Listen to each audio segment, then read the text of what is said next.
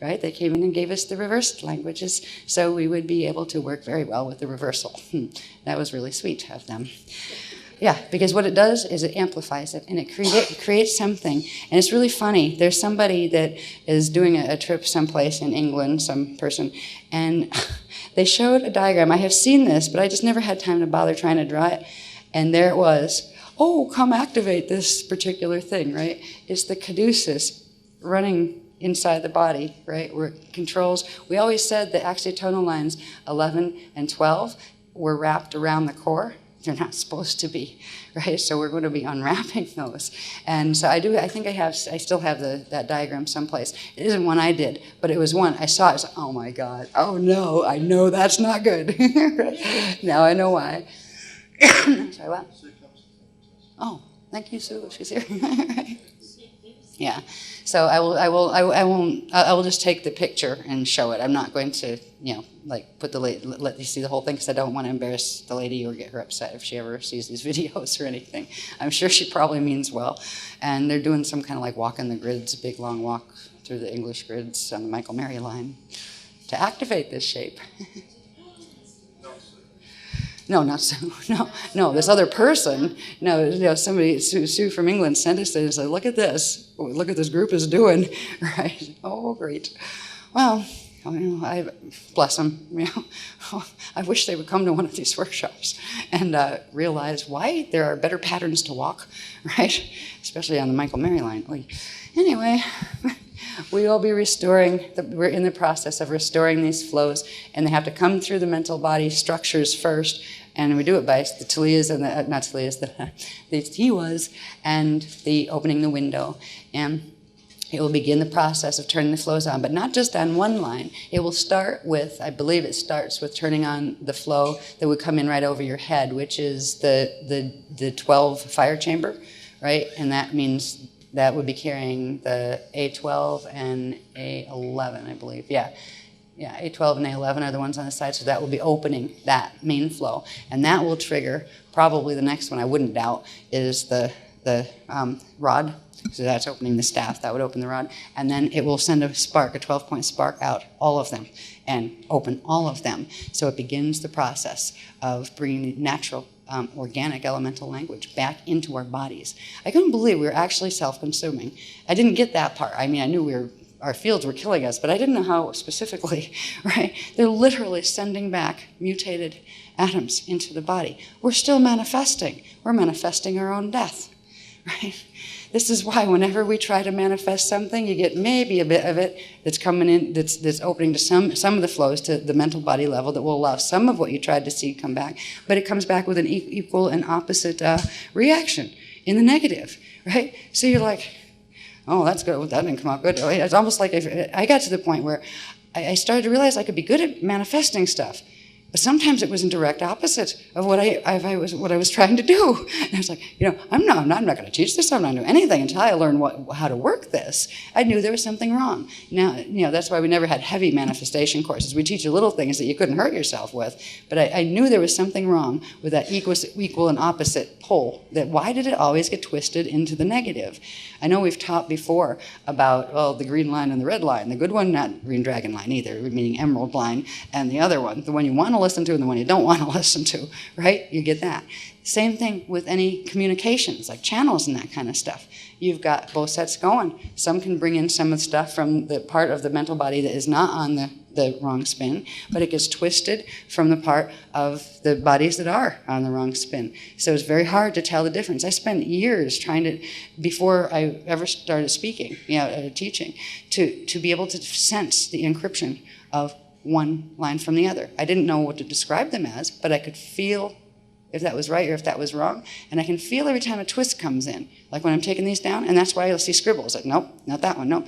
I go through I sort all the time when I'm doing these to make sure, and then I get if I can tell that I'm not sure, that's when I ask the beloveds, directly to make sure, and if I can't get a clear answer from the beloveds, I'll put it down, and, get whatever's bugging me off me, and it's usually somebody trying to not let me get that part of the line down because it has information they don't want me to get, and it's not our side, right? So nobody is at this point fully protected.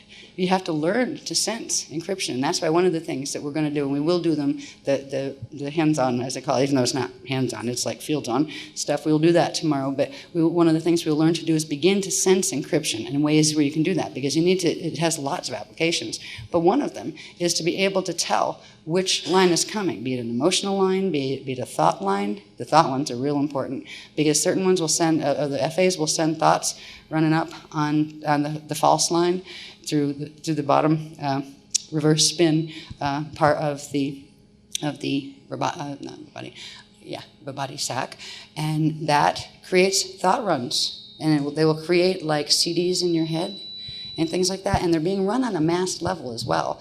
Some songs I've noticed, like songs that you get on the radio that you don't even know the words to or anything, hear them once, don't even think about them, didn't even like them, and then they turn on like somebody hit a switch and you got a record guy in your head. So where did that come from? I don't even like that song, right?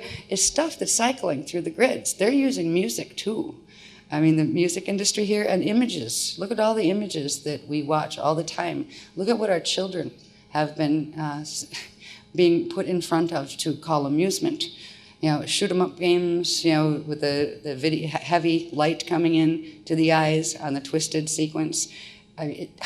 All these things go right in to the localized, like the immediate TIWA fields, and they set encryption programs. When you read something, it takes that light, right, goes through your pineal into your system, and it sends it out into that field. So everything you hear, everything you experience, everything you read, everything your eyes see or your ears hear or your nose smells, creates an encryption in energy that goes back into even the distorted fields. It sets that pattern there, and it builds it up into a manifestation.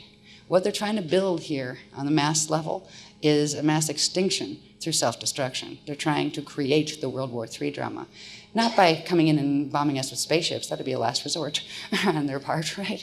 They're trying to literally have us kill each other, and they are seeding thought forms. And not only that, they're also seeding things through infrasound. Now, infrasound is what, and I won't get heavily into this right now, but when we're dealing with the Age bodies, right, the Age body is, if you could see the light bodies, you would see the light body, but you would not see the Age body, because it's on the opposite spin, what's called the Adore spin. All right, it's on the adjugate spin. And it's the energy of the adjugate spin, you have it spinning one way, and then you have the light body spinning the opposite way. Wait a minute, I'm getting told not to go there tonight. All right, I'm going to stop that right there. I just literally got security breach stop on that one. Okay, I don't know what that was about. Oh, we'll pick that up tomorrow. Anyway, I will cheer. I don't like when they do that, and they rarely say it that way, right? So I'm not sure what that is. Does that mean break time? It does, doesn't it? Yeah. Okay. 10 minutes good? 10 to 15 should be fine. Okay. Huh. I'm trying to see where it is. All right, where is it coming from? Anything more? Just break or? Okay, break now, please. Yes, they just said literally to just scatter. I don't know. I'll find out more when we go out. I haven't had that happen since Belize. Belize was the last time that happened. Yeah. Remember, Belize was the last.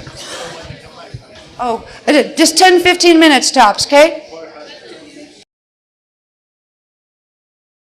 That, where they said, get out now. Since Belize, when we did the workshops on the boat, and when the Weesadex came in, that was like a long time ago, but when they had come in and they had amplified the line and of the, I think it was the greens that were trying to mess with us at that point, and they literally had us scatter. Like we had to just stop the workshop, it's done, go, right? Because they said it makes it, when we're scattered, it's not as easy of a target because we create a concentrated field when we're together. And we all still have part of our fields that are reversed with the calorines. What I didn't know what this was about, and it hit right when I was going into the information on infrasound, notice. Yeah, and about children and TVs and things. Ooh, they didn't want me to talk about that, and our guys don't mind. In fact, that's what we're supposed to do this time. This may get me dead from the outside. Right. But anyway, and this has to do with the water too. When I went out, it was funny when everybody kind of like went out, and I was still in here on my way out. I said, "All right, what's up? What's up?" Usually they'll immediately start, and they said, "Outside." Right? They had me get out of the room before they'd even let me know anymore. So, geez. And I felt this really strange tension, and I started to get pain all the way down my back, and it was instant and like shaky and dizzy. And I got outside, and then did some Christ star breaths and blew out my capsule and did all the stuff, the highest stuff I know how to do as fast as I can. Right? Like, okay. And then they said, well, y'all be all right in a minute. We caught this, right? So the Beloveds actually did something to protect the field, bringing more of that open window stuff in, because our windows aren't, the group's windows aren't open yet as far as those Tiwa windows. And that leaves a vulnerability. And the vulnerability, I had no idea. But when I got out there and then the line stabilized, it's like the Beloveds created it looked like a lovely gold and silver ionic screen that was hanging like a dome in the fields. And it was, and immediately, as soon as I saw that, it was like the tension released and my body stopped hurting. And it was right back again. I'm still getting a little dizzy, though. That was strange. But the group was protected. That's why I said, okay, we can go back in now. But they gave me, I said, all right, what was that? We've got some weird, wax from the invisible, it's the White Dragons crew at this point. And some of the Tothians are working with them, the ones that decided they were going to go in that direction. They're usually a blend of Tothian Anu mixed with one of the Drac races, because a lot of the Dracs, they just got hijacked. The White Dragons, they had worked with them and seduced them into certain energy exchanges, literally with their grids and their shields, and they can't pull out of it. We're trying to get, if any of the Drac people want to come in to host, part of our jobs, and especially on the other levels, is to try to help them to do that. And boy, that's really ticking off the Whites. We've already really, really ticked off the White Dragons with all of this stuff, because we're not dead yet. They were hoping within a week of the Omega Code being activated, which was what, in January, that it would be crumble fast and die, right? And not just for like a couple of us, but the shield. I mean, they were trying to take us out, because we have the ability to fix a lot of this here and get a lot of people, which is quantum, they will lose back into natural host. This particular whack, which is the fastest one. I've never seen one like since Belize that went that quickly. Even in Volupulus in Morocco, which we've got nailed pretty good on a regular basis there everywhere we went. It wasn't this bad, whatever they tried to throw. So I'm going, all right, what is it that you won't even talk to me? I mean, they did that once ages ago when I first went to England, and we literally had to cancel the rest of the workshop tour because they were coming after us just to bring the information in, and they wouldn't even tell me why. We just had to all of a sudden give everybody's money back. There were 5 more left in the tour, right? So I was like, to hold that handled and come back. And that's when Az came back with me, and then, well, we ended up getting married and stuff really fast. Right? But this one, saying, all right, they usually don't try to do that much firepower, because at this point, we're still useful because of the information we bring in. Right now, we're bringing in some very, very useful information that they've actually probably allowed me to stay alive, as far as the ones working in secret places in physical bodies that have organizations like the World Management Team, which is there, and it does have people in bodies that are running it, and the secret societies and those kind of things. They know about a lot of this, but they're working the other agenda, most of them. They've let me live and breathe. And I'm sure they have dossiers like this on me, and that's okay, and on Az, right? But we've not done anything. We're not doing anything counterculture. We're just doing very peaceful stuff, which they don't care about. And what they do know is that we have a real line to the Beloveds. And they know that what the Beloveds know, and they've been waiting for the stuff on molecules and atoms and the water. So they did warn me a while ago that it might get a bit dangerous once that was that for me, once that information was released. Not for you, is the information that will help you to set yourselves free. But it may be dangerous to me, because they may kidnap me and make me disappear or something once I start revealing that publicly. Because I know my job is to reveal it publicly to anybody who actually wants to hear it. This is where the hit came in tonight. I had just started talking about kids and TVs and the effects of all those programmings getting pulled in through the eyes and back out the thing. And I had just gone in to say, and it created into the infrasound pattern. Now there are all sorts of scalar wave infrasound technologies that numerous governments on the planet are developing. Yes, ones that can stop a heart just by transmitting a certain frequency. Ones that can create mind control nets to control populations. All sorts of things like that. Also, ones that can control numbers of populations as far as genocides that are invisible, where diseases can be triggered that are carried latent in the gene codes. They do these through these technologies. And this is the stuff that that's why we got it incoming on the White Dragons, because they wanted to make sure I couldn't say anything to you about that. And I'm going to say it now, and I had to write it down just in case they try to wipe it out of my head, right?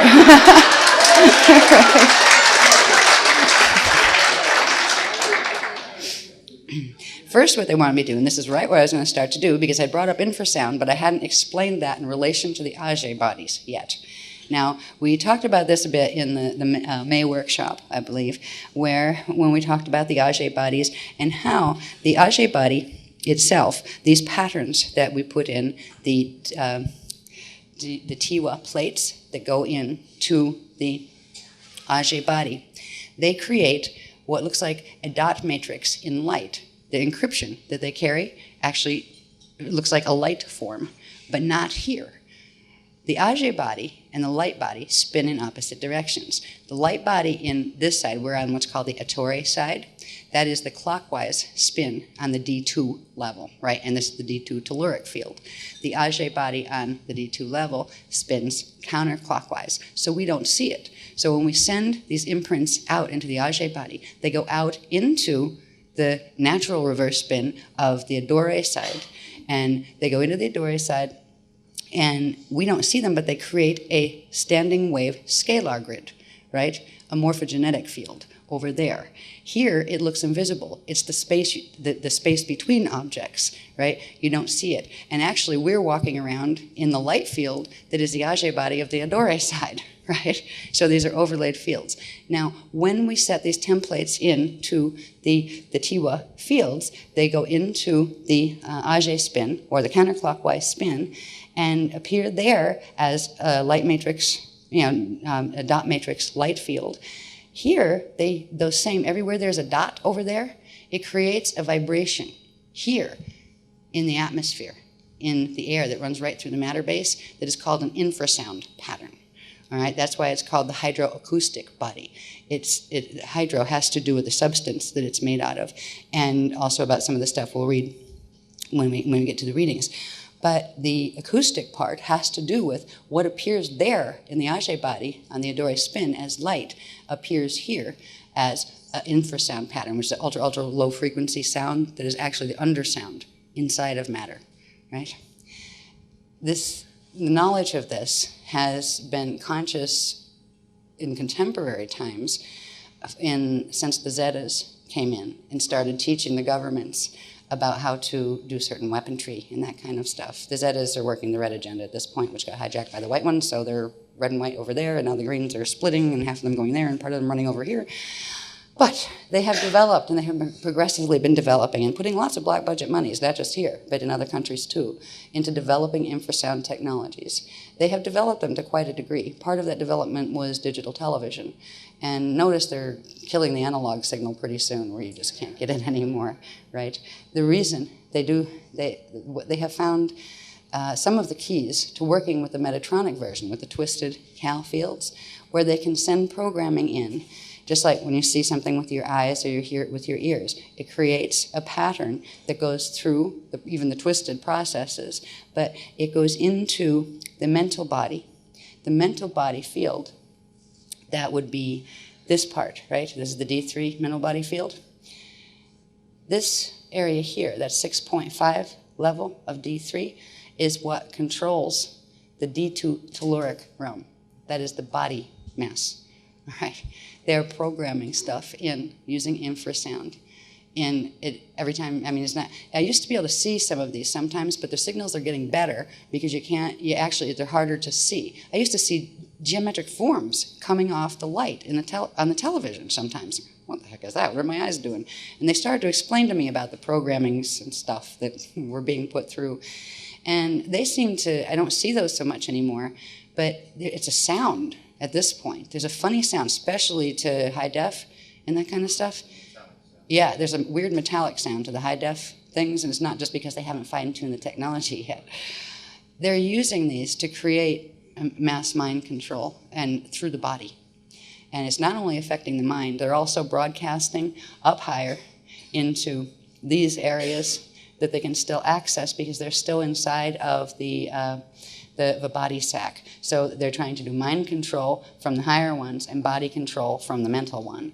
And they didn't want you to know about that. And it's very specific. They send signals in to these bands, and it would be, if you wanted to control the telluric realm, you'd send it into the 6.5 area, subfrequency band, between subfrequency bands 6 and 7 on the D3 dimensional spectrum. And that would create a pattern, a dot matrix pattern that becomes an infrasound pattern. It doesn't hit the Auger bodies. They've got some of the light fields of what should be the light body spinning in reverse spin to make them work like a fake Auger body, because they've blocked the connection to the natural one. And they bounce it off the reverse field and bring it back in, and it steps down to the dimension below. So we're actually being progressively subjected to this. With this, let me see what else they said, if there's anything more to say on that, because that's what they didn't want me to talk about. The other guys didn't. And that's why they just threw a whack. Oh, yes. And one of the solutions to this is what they really don't want. Okay, I'm going to sit down for this one. Just in case.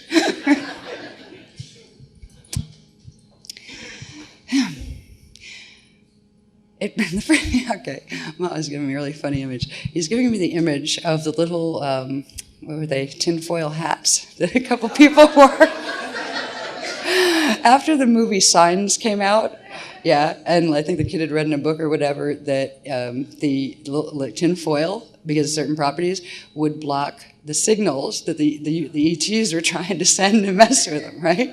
Well, we had a number of people, actually, there was like 2 rows of people once in a workshop being funny that came in wearing the little tin hats, right? Yeah, and I thought it was, what was that? Sorry, what? Calgary, was it? Yeah, but I thought that was quite funny. It happened here too. I thought it happened here, yeah. Did they? Yeah. But the concept is interesting. Now, I guess tin foil, from what I've heard from you, I think you told me, aluminum foil. Yeah, that's what I mean. Yeah, there are different substances, aren't they? Aluminum foil, if you put it over, say, a satellite dish, messes up the signal, right? So there is something to that. That doesn't mean we all have to go get out our rolls of foil and make hats. Part of the problem is it's not coming in through the head, it's coming up the feet, so we need tin booties too. But it's not just coming in a bit through the head, a bit through the feet, it's coming in through the chakras in the field. So we need like a tin mummy outfit. Fortunately, because that could be very uncomfortable really quick. Fortunately, there is a solution to this problem, and I didn't know this, and they were going to tell us tomorrow, but they're going to tell us now because of the whack that just went. Yeah, it was not just personal, it was meant for the whole shield, and it didn't work. And the thing that I was seeing, it was like the little gold and silver, tiny little ions at some level, but I could see them like right up above here. It wasn't my eyes here seeing them, I was seeing them from like the top of my eyeball level, which is very strange. It's a new place I haven't seen from there before. But it immediately blocked whatever it was that was creating, it was building a tension, and it was like causing body harm. There is a way, once the windows are open, that we can create inside of, if we have our natural, D1, D2, D3 body structure levels, and they have these nasty calorine fields, control nets that are running in them at the moment, right? It will take a while after we open the window to clear all of that out of ourselves. And if we cleared it too fast, we'd blow ourselves up. So it's a process that takes time. But one of the first things that can be done is we can learn how to create like an ion field, a net inside the net, and harness the net itself. And the energy that it tries to use to mess with us, that's why I got that surge of, oh, I'm going to come back in and talk with this. I got a surge off that one. Right, I did. Woke me up, whoa. Right. But there is a way that by using the window technologies, we can create an ion buffer field that literally has some kind of, I don't know what its molecular structure is or its elemental structure is yet, but using the natural processes, we can create this buffer field and harness the harness and turn its energy back. So every time they try to blast us with something, and just walking around on the earth, you get blasted with stuff all the time because these frequencies, these infrasound frequencies are being sent. We can turn them back around when we have that thing inside of our fields. And all the stuff they're blasting to try to hurt with, we can turn that quantum back around and use it to accelerate our own healing. So we don't need tin foil or aluminum foil. I feel very relieved about that one because I've been feeling like in the last month, there's been so much of the nasty frequency running in the grids that I feel like I've aged 500 years and I'm just falling apart in myself. You know what I mean? Like my bones are hurting and joints are popping and all that stuff. It's like, uh-oh. There is something, there's a larger technique that they will give us tomorrow, and they're not even going to, they said they're not even going to do any open your field type techniques right now, but because of we're being watched. No kidding, we're always being watched. Right? But at least some of them are good guys. But there is a quick way to begin that process. It will only go in on the light body level, but it will recode enough to begin the process and create a bit of what? They just said, think green slime. But good, emerald green.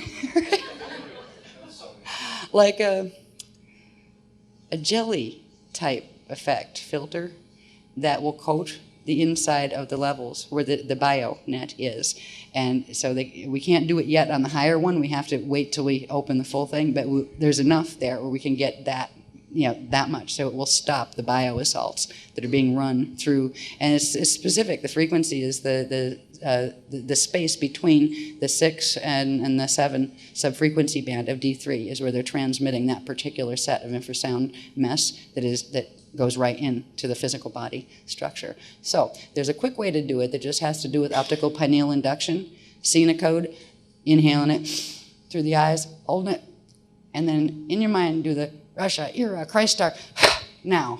Right? It's real simple. It's not a full technique yet, but it will be enough. And I'll show you what the code is. I was going to just show you at the end. We're going to show you now. Right? Bless you. It's the end one in the pack. You got it? Okay. Yeah, let's put that up, please. We'll get that part done now. Let's put on our green slime. The green slime field's coming. What?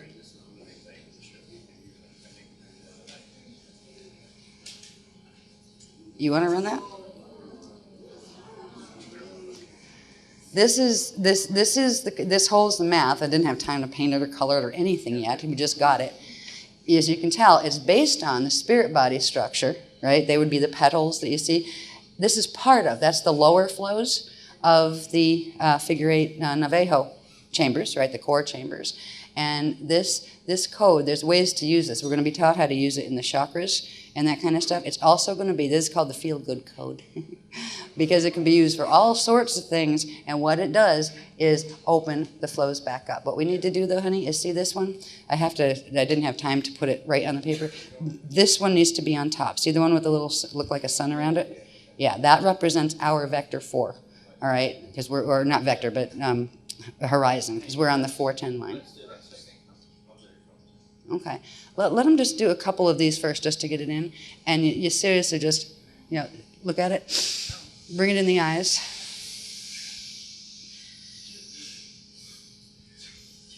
And Russia, Iraq, Christ Star. Now, and push out your capsules, your Christ Star Vehicle capsules. If anybody doesn't know what they look like, just imagine you got one, and the groups will activate yours just because of close proximity. That's in some of the other earlier workshops. They had me lay on this because I was getting sick during the transmissions. Okay. All right. You want to do it? You run that one. Yeah. Okay. Now, Az knows that this will work. This will help too. It'll bring it in a bit deeper until we get the full technique. This one, yes. That is the, what is it? Alaria Rashatan, this quote is called. What? It's called the Alaria Rashatan.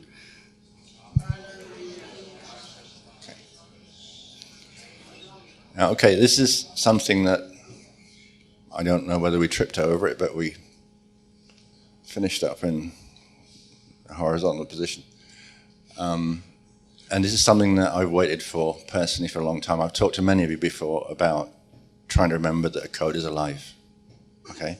Tonight you're going to treat it literally as it is working with you, as a breathing, living thing. Now what I want you to do is to repeat the Rasha Christanao, the Rasha Ira Christanao, okay, and know it is doing exactly what you're doing. I'll just talk you through it, and then you can do it on your own. It's very simple. It's only 3 or 4 breaths. Take one main breath to expand your Christ-Star vehicle, and know it is doing exactly what you're doing.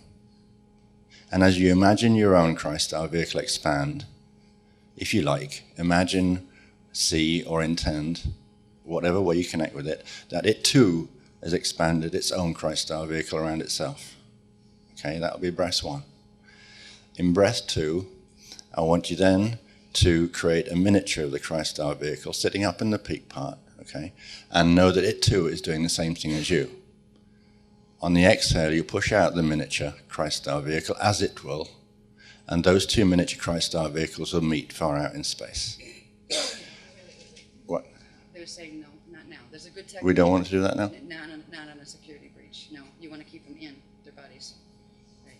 Okay, Yeah, well we can put the replicas into the apex and leave them there. Yeah, just keep them in the body. Don't take them. Don't have them go to Okay. because that takes them in the bilocation. Don't do that. Okay, I apologize if I was being misdirected.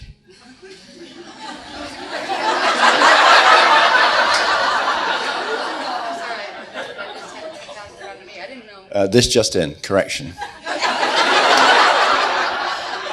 We enjoy a very close line on a good occasion.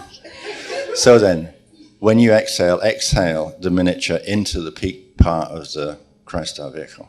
Don't push it out beyond, okay? And then take one more breath and see the miniatures merge together, okay? Inside the apex. Okay, so there's a Christ-Star being expanded out there by this code. It will create a miniature which will send to the apex of its own, as you will, right? And imagine the 2 on the next breath, the miniature Christ-Stars joining to become 1, okay? And inhale and then exhale and see them separate out again and make a link between the 2 large Christ-Stars. And one final breath, blend the Christ-Stars while focusing on the code, okay? The top. Inside, not outside, Joe, because you get me in more trouble. Right? It's the pointy bit. The Christ-Star vehicle, the top part of it, the top area, okay? I can't give it to you in millimeters or anything, because you take me away, you know? But in the upper part, anywhere near the upper part, Joe, that will work fine. Yeah, of the Christ-Star vehicle, okay? So first breath, you and this code together, focus on the code though, recognize that it's working with you. Inhale and expand, right? Rasha Ira Christ-Star now. Okay. Exhale, expand the Christ-Star. It's expanding its Christ-Star. Okay.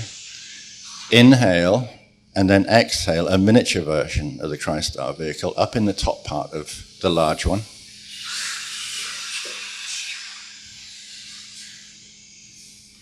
Now inhale, and on the exhale, merge the 2 miniature Christ-Star vehicles, creating a link between the 2 large ones.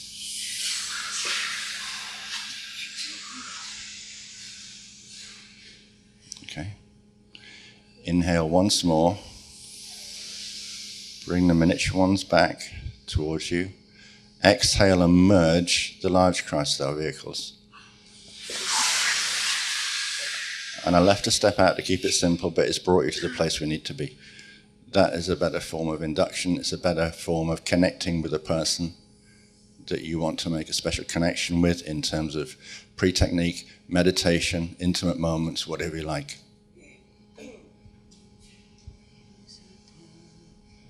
Thank you. Thanks, Doug. I didn't mean to interrupt there. I didn't know that they didn't want us to do that part. But thank you for running that, love. And something that goes with that. This just came in now. The beginning of using the tones that have to do with the with awakening the Tiwa fields. If I can remember this, sometimes they come through so fast I'll lose the melody, but at least I got the words down. But I think I have it.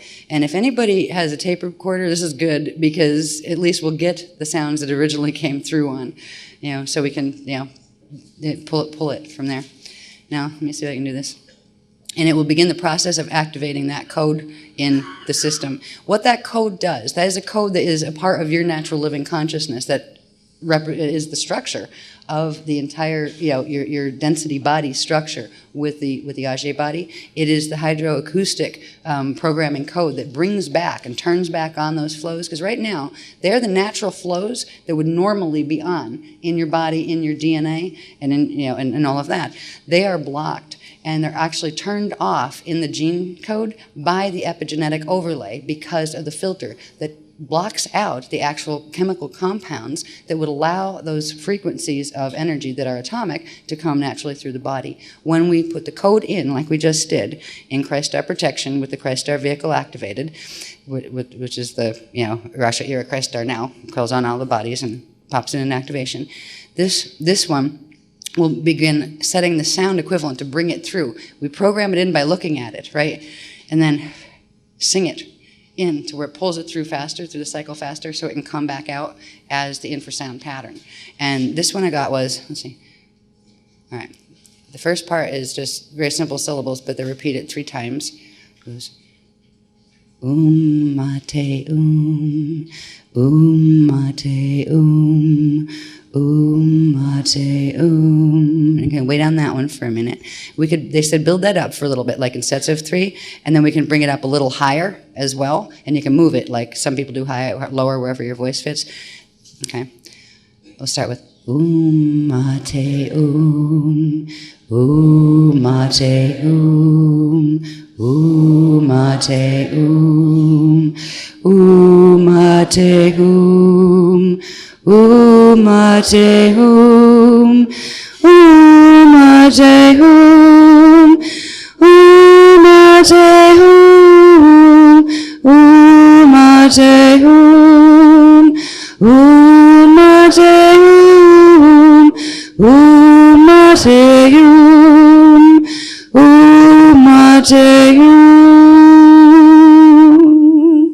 and hold. And now I'll try the next one. Let me see. I'll just try this myself first to see if I can, because it went in so fast.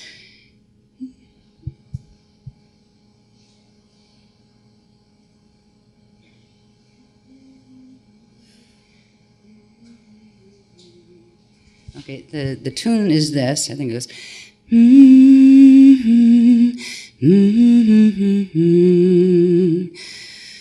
And the sounds are Tiwa Navevusata, Tiwa Navevusata, Tiwa Navevusata, Tiwa Navevusata.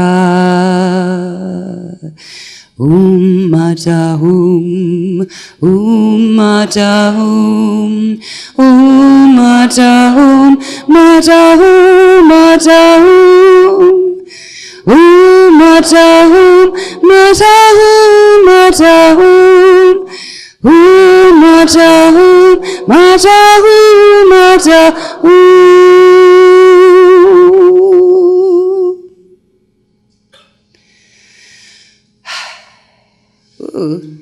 tingles on that one.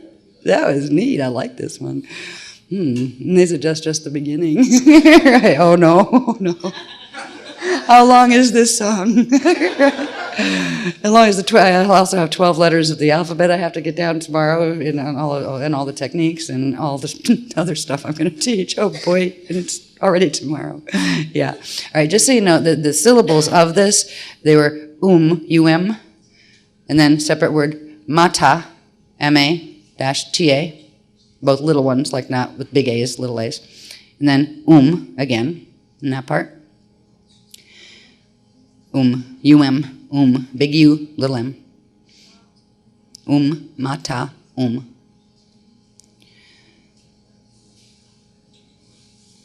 And the bottom part, the bigger one, okay, is T, like capital T, big E, like Tiwa, T, and then Wa, W-H-A, and that's the Tiwa. And then the other part, the Nahe Vusata, is Na, N-A, dash, Hey, small h, big A, dash, Vu, big V, little u, dash, Sa, big S, little a, and Ta, and they have a little t and a little a. So you can use that if you feel, you need protection or whatever. You've got enough of the code in. What we will do is we will get you all a copy of this. Even though it's rough, it's very rough, but it's enough to hold the math and do the activation. And what it does is set a dot matrix grid. Thank you. They're really powerful, those tones. My hair was standing up in a good way. Okay, now back to the scheduled program. All righty. So that was a little bit of a fast forward on what we were going to start with tomorrow, but we needed it tonight. And this will keep you safe. If you feel weirded out, like anything's trying to bug you, because people come in with stuff in their fields, we can't protect you from yourselves. You know what I mean? We all have got calorine fields, and they're all susceptible to being, tapped by the larger calorine fields on the planet where they're broadcasting. If you feel you need, protection, just use the tones to yourself, just sing them. And do you see how I fluctuated with them a bit? You can do that a lot and build the momentum, right? And you don't have to just say, right? You go, mate, start wherever you want. Mate, mate, mate, mate,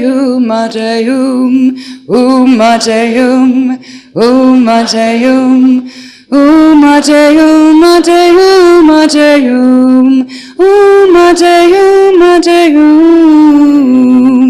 You can play with it like that, because if you feel the urge to move it like that, let yourself do that. Because what you're doing is you're hitting undertones, overtones, adjugatones. You're letting them move through your body in a way that's natural for you, so you can do that. And sometimes if we're working with a big group, it's good to start out in the same and try to keep around the same spot. But then we can go into, once everybody's up in the shield, then they can go into all the oscillations, as long as we're doing the parts and the tiwa parts together at the same time. So even the mate if you can't remember real fast the tiwa nahe vusata part, at least the mate will bring that protection field. And this is the emerald shield, and it's like an emerald gel that it will actually work kind of like the tin, the aluminum hats, right?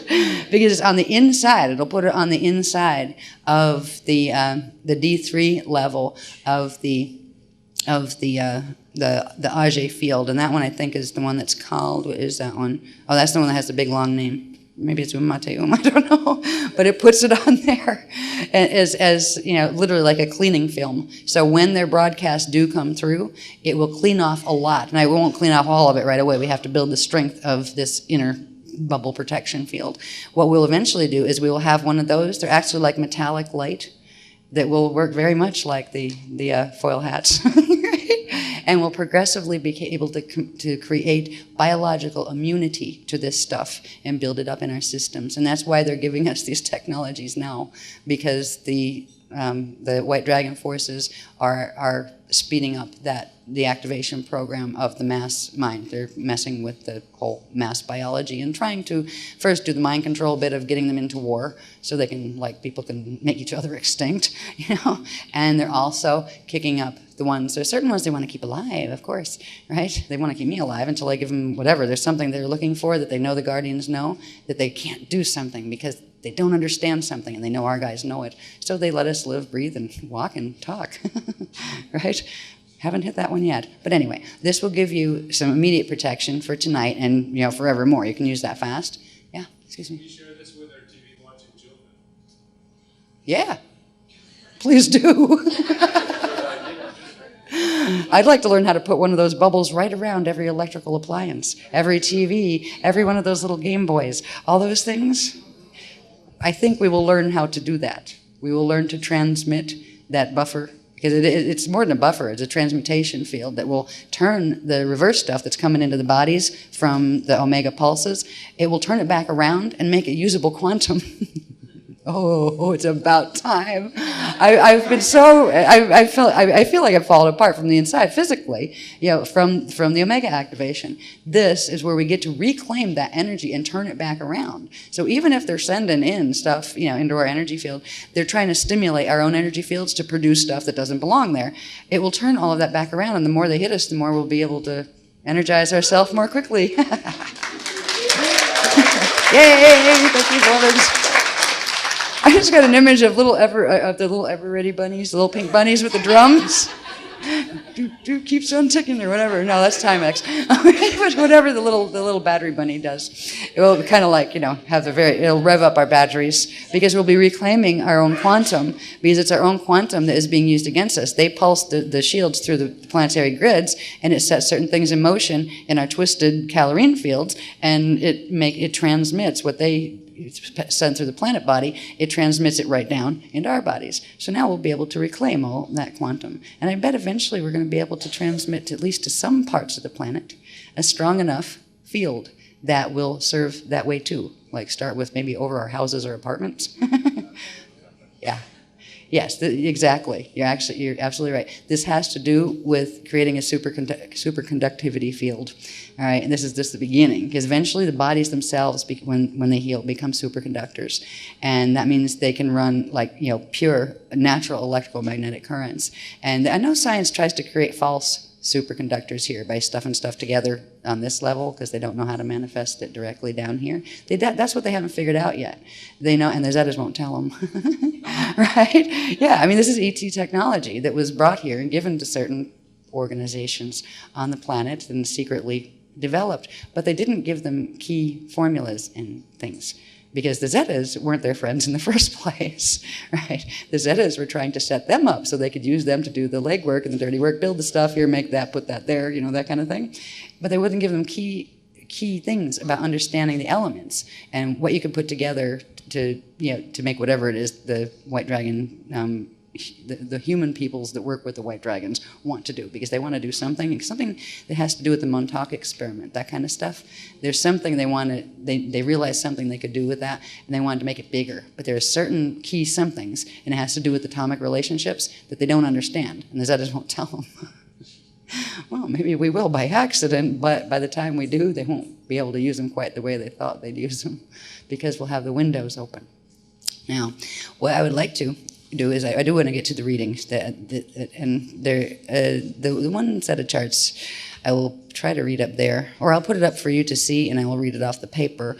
The other one I will just read to you directly, and it's in like micro print, but it's precious because it's about the fetal integration process. This describes also the process of what happens in your body, your whole body system, what's supposed to happen when you think a thought. Where do thoughts come from? Where do they go? It will answer that, and in quite the usual detail, right? Which is like, I have to take their transmissions when I get them down like that, then I have to pick them apart and just, all right, make this simple. And can I put it in like 14-point type, please? Simple bulleted items, step by step. First what happens, then what, without 20 million words. We're at it's not 20 million words for each step, but there's quite a lot of things to follow. But it's clear enough where I think you'll get the idea. And I find it fascinating, but it tells you the process, that how thoughts are born, where your thoughts come from, where they go. Before we can read that one, we need to get into a little bit more about the matter, as far as how does matter come. It goes through those 12 steps. There's 12, what do they call them? Steps of materialization? Yeah, 12 steps of materialization. And yeah, I think I'm going to start with that next. Before I do that one, there's ones I think I put behind it in the stack that I think I'd rather start with. Let me see what's right behind them. Ooh, I'm blind myself. Okay.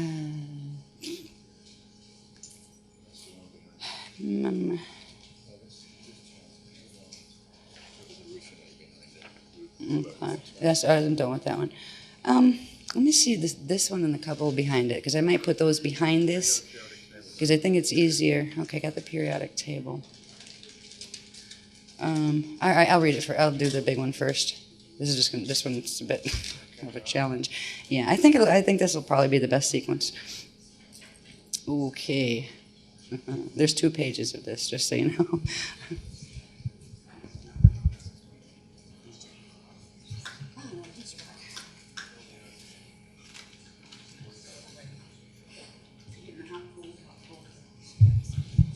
Okay. I'm going to read these off. Instead of point, I will let you look at that, but I will read this to you because it will be the print that will be really hard for me to read with my eyesight the way it is standing up. So, first of all, the first 12 steps of materialization, the progression from consciousness to matter. Now, we learned in pieces before about the transduction, the first part of the transduction sequence. It was just referred to as that. We've learned about the translation sequence, which is a pre-Partakai sequence, that before the first Partakai is born, what happened. It was about, I'm not even going back to analyze what that process was. It was described in several workshops where Source focused, Source is like a massive, endless, what they call etaor field, and etaor is the word, and it's not a substance, it is consciousness, and is the consciousness that actually goes through these stages to become the different levels of sound, light, matter, all of that, right? So if you have the source field, the cosmos is within, exists within a huge age body that itself exists within this massive, limitless etaor field, or consciousness field, that is the God source consciousness field. That is an alive field. It is alive, aware, just like you're alive and aware. It's a lot more alive and aware than we are down here right now. But it is just massive. And it is alive. It isn't it, a big it, with a capital I, because it's not a boy or a girl. It's not a he God or a she God. It's all God. It's all things manifest from that consciousness field. We were created in the image of God source. We are, as our first state, huge consciousness fields like that. And we individuate through the process of creating the Ajay bodies and then birthing the spirit body and the light body within them and then tethering them to something. Now, some other processes don't involve having to tether them. That is how things are born on Earth. But in other societies, you actually don't have to have a parent.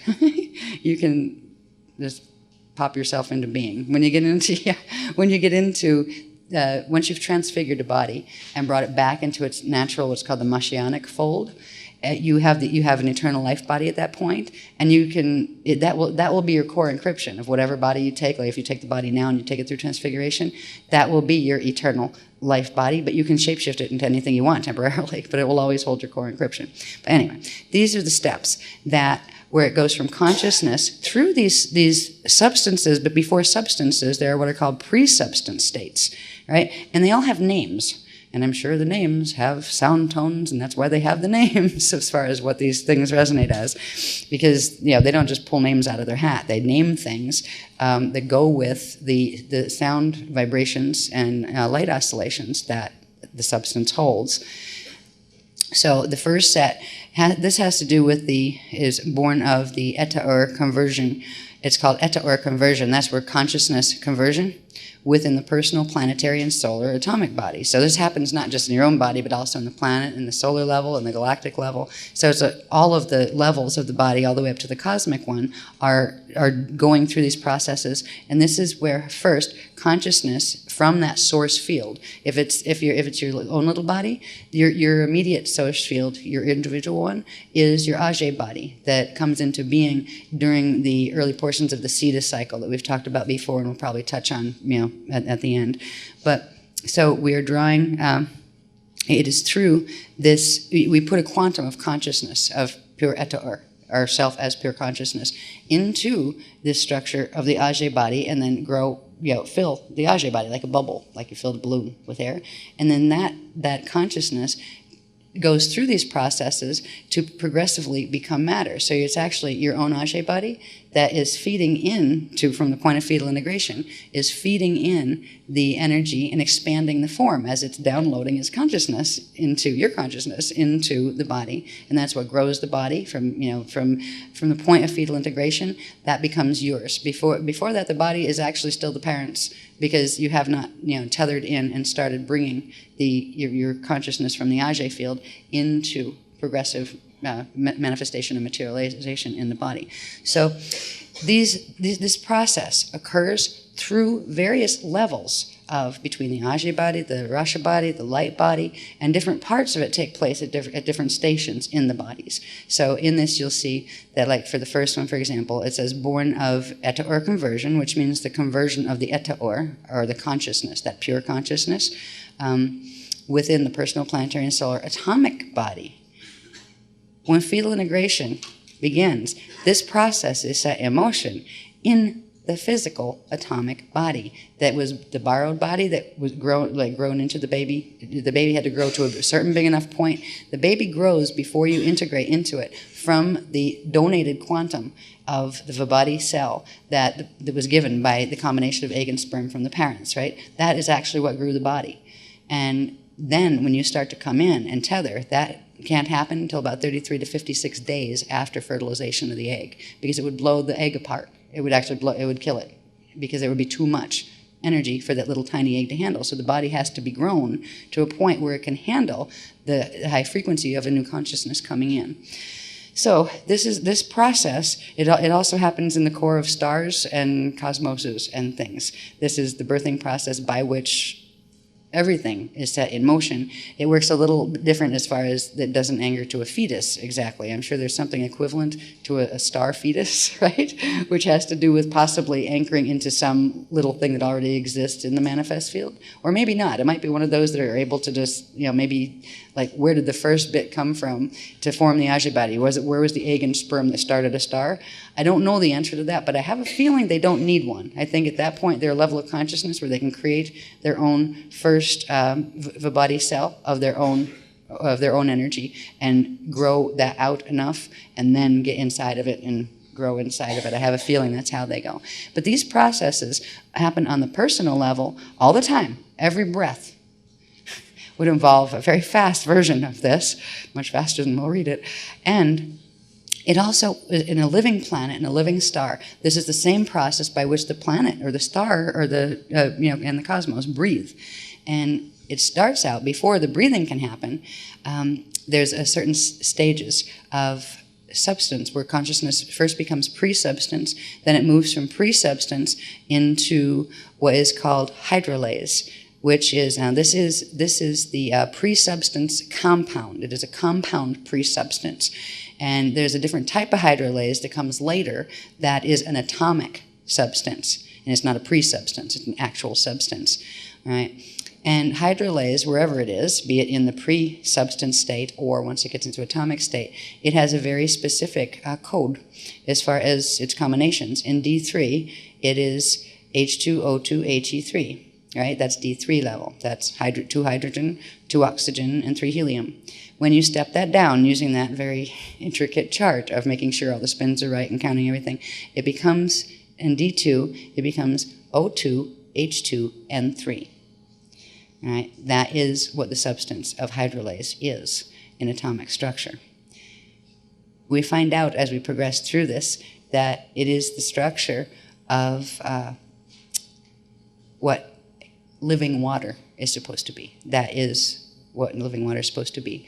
But you cannot force water here to bond that way from the outside, no matter how much you mix stuff up in test tubes or whatever they do in science labs. But it can be brought back into water if a body can bring it into their own body water by regenerating this ability of breathing. So we will be able to, and they just taught me something right when we came in there, where as soon as I came back in, they wanted me to drink water, and they told me to, and I don't know what, this will be a techniques tomorrow, the beginning of a technique. They said, put your hand over your hand, grab there, like where, and I can feel the spot, and that's where the window had opened, right? I could feel it. And they said, just grab stuff. What kind of, just grab stuff? So I grabbed stuff, right? And they had me put it under the water and push it up in, just like you would with cathara healing. Push it up into the water. They had me do that twice, and then said, now drink it, right? So it helped, and it did. It felt really good going down. I don't know if it would chemically change it enough on the level where it can be seen under a microscope yet, but eventually it would do that.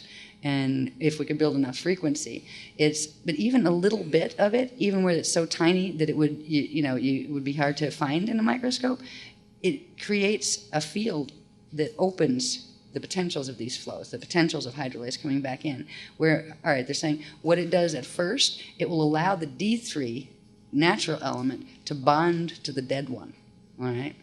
And then progressively, as that element heals by bringing in that D3 thing, it will start to recode itself, and it will begin to allow the drawing in of the missing elements. Because right now, we got H2O here is water. All right, I had to translate that, and I'm not looking at this now. I'm going to read this first, but I did translate them back and forth. Okay, if it's H2O here, that means, that's line this on D2, so that means on D3, it's this, right? So I could find out, what the translations were. So I could find out what exactly is missing from water, and we did find out what is missing from water, and it happens to be like the three, I think it's 3 nitrogen and 1 oxygen, H2. No, 1 hydrogen. Anyways, I have it on the other thing, but we do have the formula for that. So anyway, all of these substances that we're looking at here, and we'll finish up with here, this is the progression from literally consciousness through pre-substance going into pre-matter, which is the next level, and each of this takes place at a different area in the whole body structure. And from the pre-matter, it goes into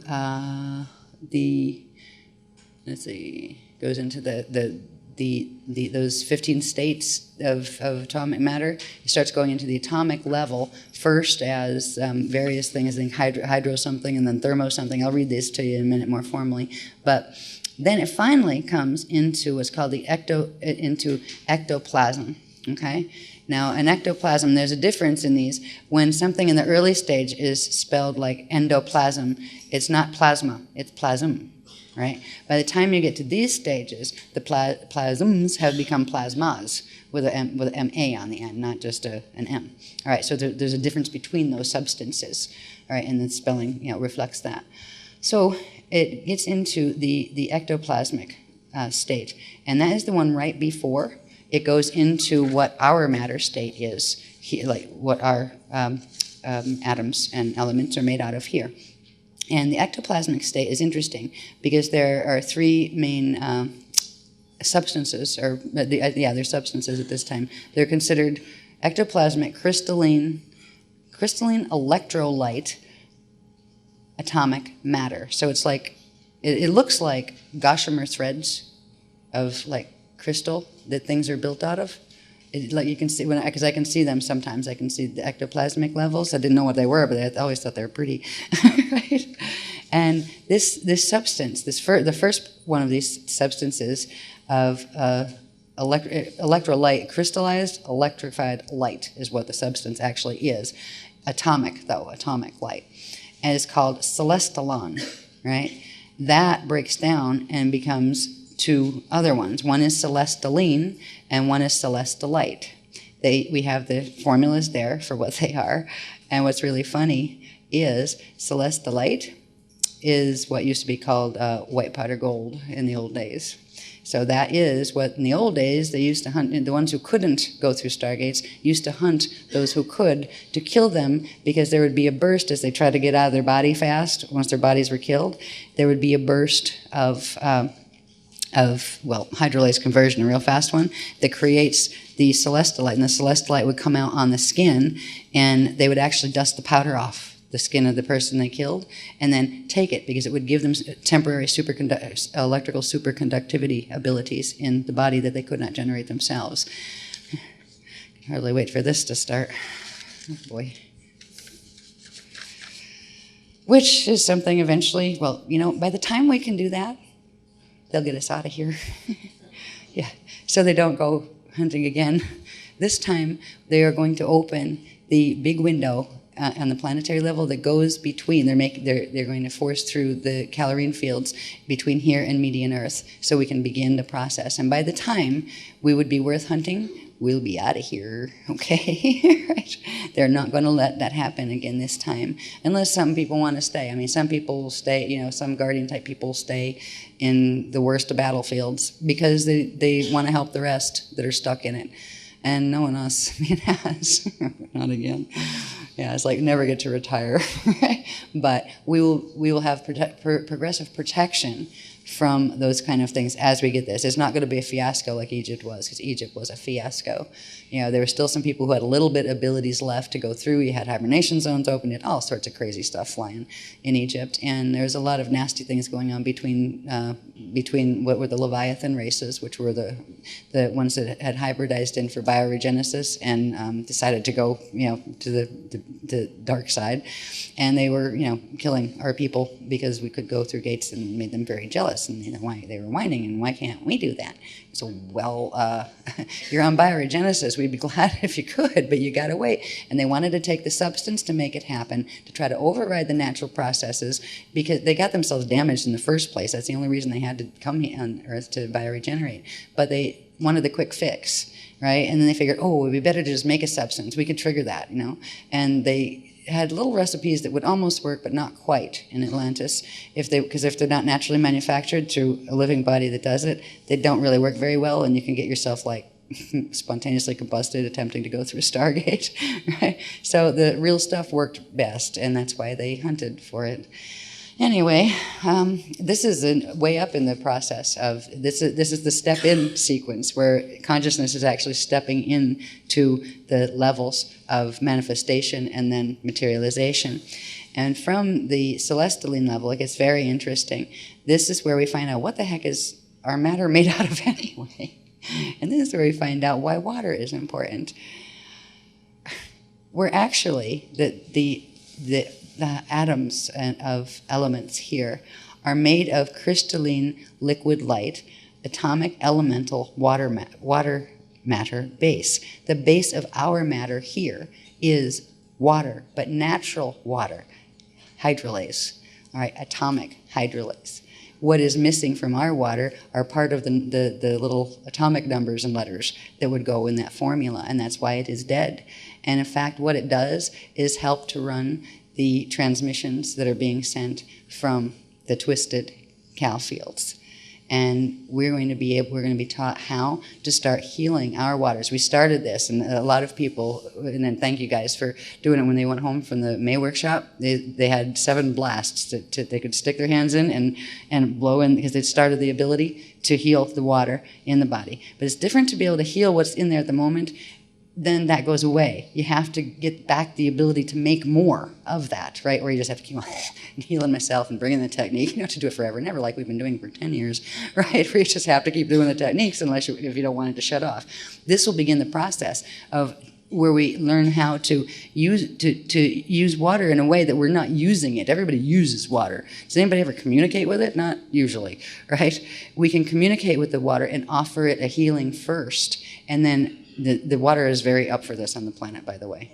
It's like grinning, like, yes, yes, right? It doesn't like being used for harm, but it is the first compound atomic substance from which the other 144 smaller elements emerge.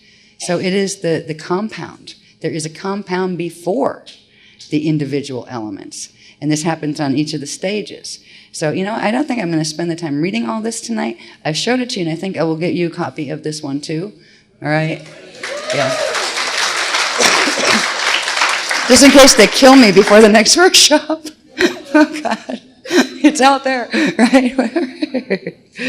Yeah. So you can at least read through this.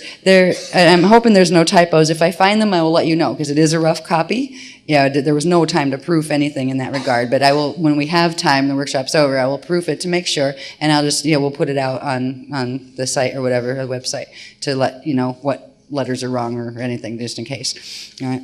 But this gives you the idea, and the most important part of understanding this is it starts as precepts and stuff in that translation sequence that is the same sequence of how Source created took its consciousness and created the first set of particle. All this happens, actually, it starts, when you're birthing into a physical body, it starts when the egg and sperm come together. They create what's called a singularity point, and in that singularity point, the birthing process of how Source turned its consciousness into manifestation begins, and that's where we grow. That's where we get the Ajay capsule birthing out and all of that kind of, like, before anything much happens in the first several seconds or minutes or whatever of conception.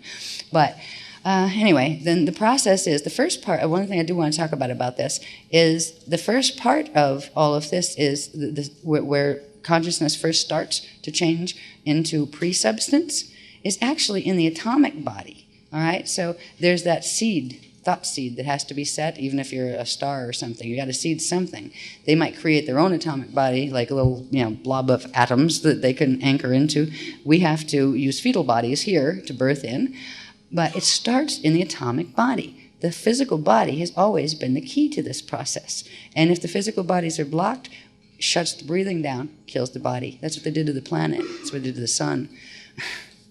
But it goes from the atomic body for the pre-substance states, and this is where you get plasm, endoplasm, thermoplasm, hydroplasm, ectoplasm. And then they combined or interact with each other and cause what is called the first pre-substance compound, which is conscious hydroacoustic, acoustic with an E, right? So there's an hydroacoustic level as well as acoustic. The acoustic one is the one we're dealing with on the matter, on the outer matter level. But this is like on the inner matter level before it's not even matter yet. It's pre-substance, right? A pre-substance compound, and that is where the first living pre-substance water comes, and that is also called hydrolase, and it has the same formula in pre-substance elements. Then that progresses into, and they call them, there's the little words up there, you go, the 5 pre-substance conscious plasms, then you got the 1 pre-substance compound, then you've got the 2 pre-matter conscious vapors, they call those vapors, and that becomes where the hydrolase becomes pre-matter substance. Now this has gone from a pre-substance to a pre-matter substance, so it's now a substance, right? And that is hydros and ectos, and hydros on D3 is H2, 2 hydrogens, right? On D2 it's O2, 2 oxygens, and I believe that's ozone. I think it is. I haven't looked that up, but I think I've heard that that's ozone, isn't it? O3 is ozone? Oh, good. So cross out ozone. That was my guess. All right, because they just showed me the numbers of what to do with the numbers to get the letters. So what is O2? Anybody know? 2? O is oxygen. Oh, thank you. Thank you. Yeah, good. I'm glad, because I never liked ozone. Just ever since we learned about the hibernation zones. Okay, so cross out if you see ozone anywhere like that, just with an O2, that would be considered a typo, because I didn't have time to look up whether that actually was, because that means researching the internet and stuff, because I don't have books on that. So it is molecular oxygen. I'd love to learn the difference. What does it do? Can you breathe it here? Oh, good. So it's not poison to us since we're twisted, right? This is really good. All right, so hydros is molecular oxygen. Cool, right? That's even more cool than ozone. I'm just really glad about that. All right, now when we have the substance called ectos, It is on D2. I want to, the D3 ones are there, you'll see them. But that is H2N3, which is 2 hydrogen and 3 nitrogen. Any scientists out there know what that is? It doesn't exist. Ah, It doesn't exist. It can't in conventional chemistry. right. It can't form. Yep. That's because it doesn't have its adjugate relationship. Yep. So this would be something that could be formed once the adjugate relationships come back. So the things the body actually can't form right now that it needs, that's why we have to eat stuff from the outside, because we can't generate the natural stuff we're supposed to. This will begin to change. It won't be overnight, but it'll begin to change in the bodies. All right, so this is, okay, so there's one that won't bond. It'd be fascinating once we get a whole bunch of these down to see which ones do bond here and which ones don't. Because the ones that do bond the way they're supposed to, right, they would be ones that are coming in on this part of the currents that are still not reversed. And they would become extinct eventually if the reversals progressed, right? So what we're doing is bringing back in more of those to bring the currents back around into the natural. Okay, what other ones do I just want to... Oh, this is really wild. This is where we get the old alchemical formulas. There's something called atomic number 126, which means it has 126 protons. I don't think it's been found yet, or if it can exist here yet. It's called golden silver. It's the golden silver one. It is the prematter plasmic element Manu. All right, this is where we get Manu, Mene, and Ire, those forces we talked about. Well, these actually translate into matter. There's also levels of these that translate up into the full atomic level. We're still in the pre-matter level, but it translates up into the matter levels here too. And the gold and silver one is literally, on D3, it's WPD, which I believe is tungsten and palladium, and translates down, steps down to AUAG, which is gold and silver, literally. These guys are called, and every one of these has a metallic component. These guys are the metallic electroplasms. Now, if you notice, like this one is born, the metallics are born of urea conversion. The ureas were the name of the last group of the pre-matter substances, right? So this set is born out of the set before, right? Out of these substances, then this happened, right? These elements, every one of these, have a name. The metal ones are called there's a way to pronounce this, matalika. It's not meta, it's mata, matalika. Before that you had the aria. Before that you had the alaria, rashatan. And before that, and when you get your copies, cross out the rashatan part on the first one, because the rashatan actually comes in when it's on the second one. So on step 6, rashatan, alaria, rashatan. And the family is alaria before, on the on steps 1 through 5.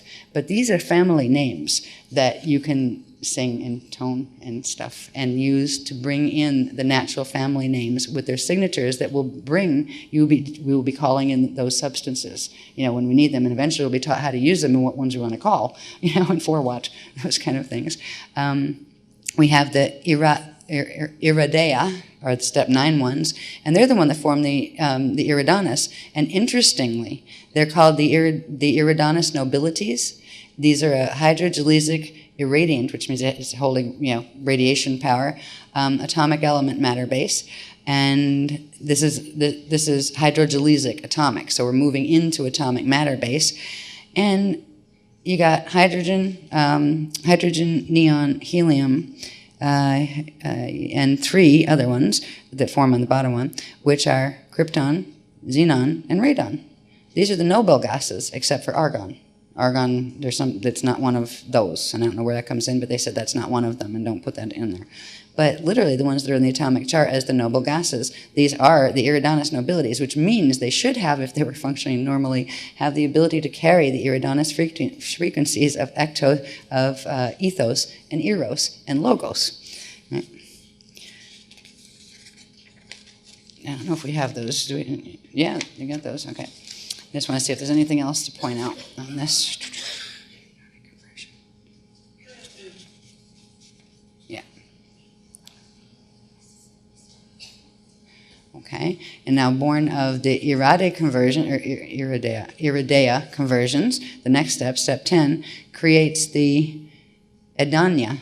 These are thermal gelesic electromagnetic, atomic, elemental, inner light matter base. All right?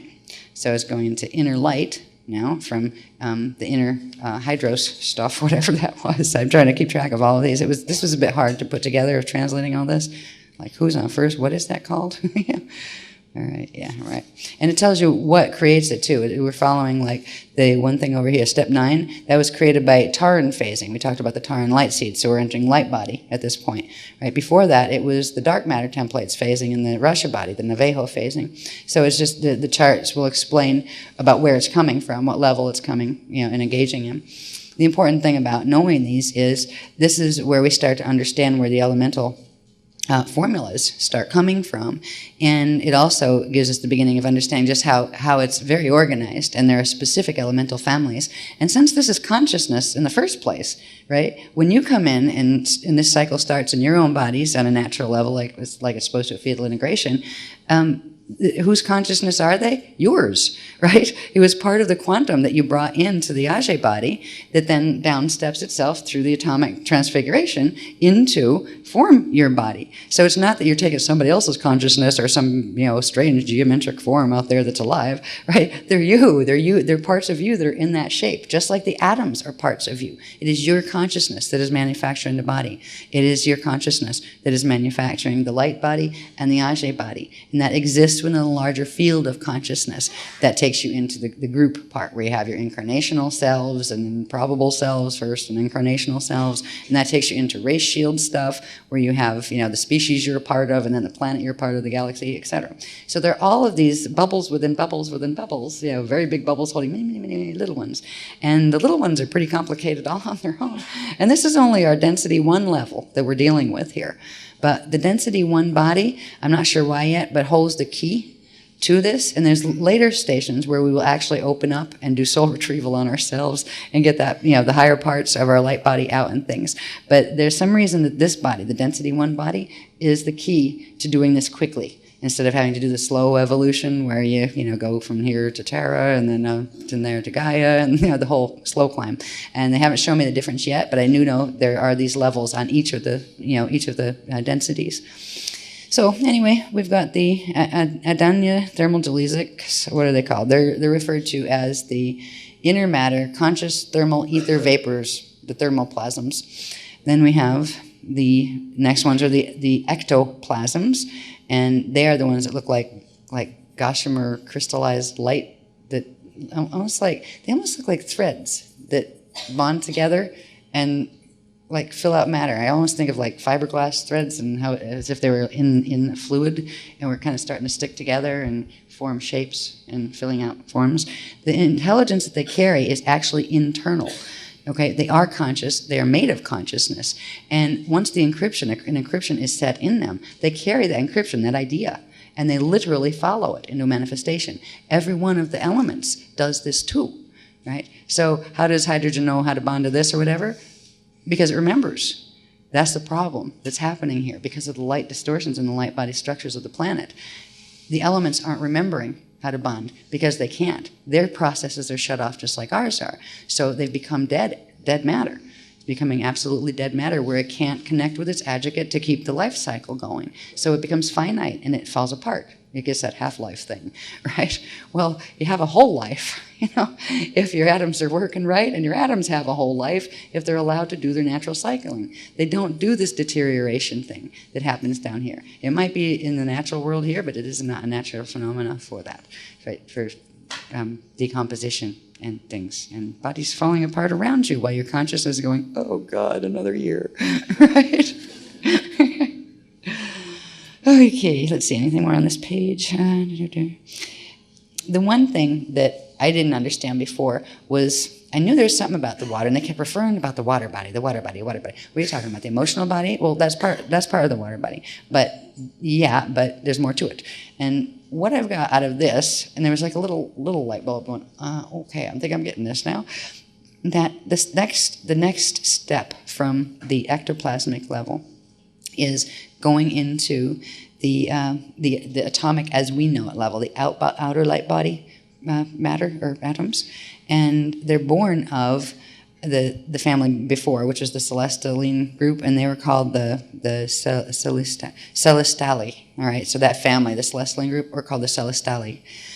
And it's of what the Celestali do, that through radon phasing, or which is light body structure on the outer domain level of our bodies, they create what is called the hydrali endogelysics. All right, this is another family of consciousness. All of our matter out here is made of the hydrali family, and they describe it as crystalline liquid light. It's atomic elemental water matter base, but that water is hydrolase, and it is the same composition of hydrolase as we gave for the pre-substance state.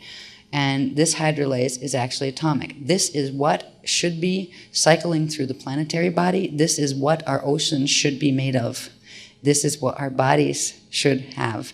There was a liquid state that it stays in at a certain point in the hydrolase conversion cycle, where it stays on the surface for a while, and then it goes through an evaporation process that's referred to as the solar symbiosis process that allows for the translation of, or at this point they're going into transfiguration, of moving out of translation and into transfiguration into light. So we'll talk more about the solar symbiosis cycle and stuff in tomorrow's things, but also in tonight's. What I want to do before we go, it's already tomorrow. I wonder if the sun's up yet,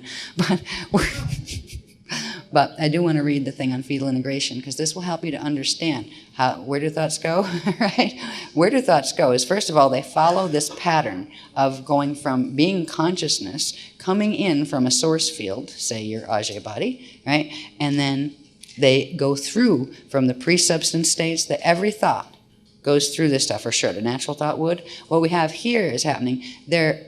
We have a little bit of the natural substance of Etaur that we brought in to fetal integration, and then the process was shut down, so we couldn't finish the rest of the process. It's that quantum is stuck in our bodies, in the body cell, and that is actually being drawn out. Oh, we're manifesting our hologram through the twisted fields, and we're recycling the same energy. And what we're going to be doing anyway is getting the natural ability back. We're going to be able to get what is called, all right, they want me to go there. All right, we're going to get what we're going to be anchoring what is called the eternal water seed, and that is the spark of the atomic hydrolase that would naturally mark a certain point in the fetal integration process, that would mark the point of opening up the whole breathing system, where the child body started taking over its own cell growth processes and would no longer be feeding off the body cell of the mother. And this is the point where we get to clear the structures that are called biological time filters that are coded in and as a radiation signature on the dark matter level into the body cell. We will clear those filters, and it's clearing that as the first step in getting the window to open. I think they're going to do the window opening. They said they'll start it tonight. It's going to be started, like, for anybody who wants it, just let them know, because they're going to do something tonight as the first stage, and then they're going to have us do more technique working with that tomorrow, but they will begin the process tonight. Now, since you had to do the other one early, might as well. They just said, right? Okay, yeah, yay. Yeah, and I hope it, I mean, for me, I had that weird little window dream, and that before that window dream, I had that, just that little space where, I love that space, and I would get it right when I woke up, right? When I was making that transition where, hi, I'm asleep, I know I'm off someplace else, and you may have like a little blank spot, and then you kind of start to realize you're awake, and usually the transition, it's hard to keep an open consciousness through that transition, but I found it was like an open space where I went from dream state and just kind of, oh yeah, I'm awake, didn't move the body yet, right there, and you're just like, expansion. So I would suggest looking for that when you wake up, but it might not come the first morning. I don't know how long they worked on me before that happened, and then it was only after that, after 3 days of a bit of that, then I first got the glimpse of the window, right? What is that? Because it was like right up here. It's attached to the fontanelle, just so you know. That soft spot in babies' heads when they're born, the skulls aren't meant to fuse the way they do. That's an anomaly that is created by the reverse light stuff. There's also the the water seed and the seed atom and the azarine, all of those things, they're supposed to connect to a duct, an actual duct that is an atomic duct, which it means it's in the, you wouldn't see it if you peeled apart your thymus, the base of the thymus, because it is in atomic energy, which is a little bit different angular rotation of particle spin from the telluric energy of D2. It's in D3 energy, but it is there. That is where the water seed attaches. But the water seed is actually, I don't know, I think it might be a molecule. I think it might be more than just an element, but it's at least that it's what do they call these? I didn't even really tell me the name. Those ones that, they're elements, but they're complex elements that then break down, right, to be the other currents. And this is something we were born without, and they've not been able to bring this back. We had to work with the healing levels of the planetary grids and with the shield to get where the body could hold that, because otherwise you just couldn't bring it in, and the fields would kill it. We're going to be opening that tomorrow, but they're going to start the window, I think, tonight. What I'm going to do first, though, is I would like to read you, and it's a bit long, but it's an interesting thing to think about, that we're kind of rebirthing in a nice way, not like the scary rebirth treatments that are sometimes floating around out there in psychology land. Excuse me. The rebirthing will bring back what I'm going to read is about the natural process of fetal integration. This is interrupted. They didn't show me where yet because I didn't have time to go back and say, okay, and where did they do what and what does it do to us? I know what it does to us. All right, we already know what it does. If I have time, I will get that in before this is published. I don't really want to let this loose because this is has shorthand all over it and like weird little letters that you're not going to know what they mean, right? Not a shorthand, typewriter shorthand, where I just whatever, and use abbreviations for all sorts. So I don't know if I can get that cleaned up fast enough, but I wouldn't mind releasing this either. I think, it would be nice for people to know. We'll try if I can get it cleaned up. I can't promise, though.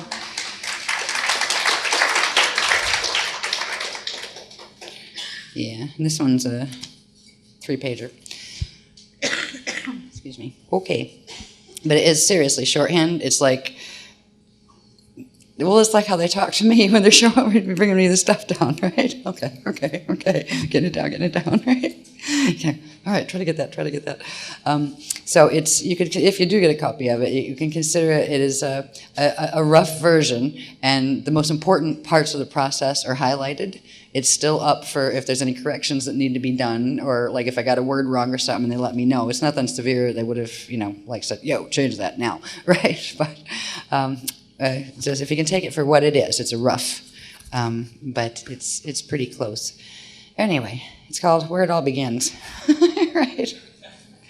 And remember, this isn't just fetal integration. This is every time you think a thought, this process goes, right? Actually, by the time you notice it on the ego mind level, it's already been through quite a lot, right? It's been through quite a lot of passing up through the states, the pre-matter states.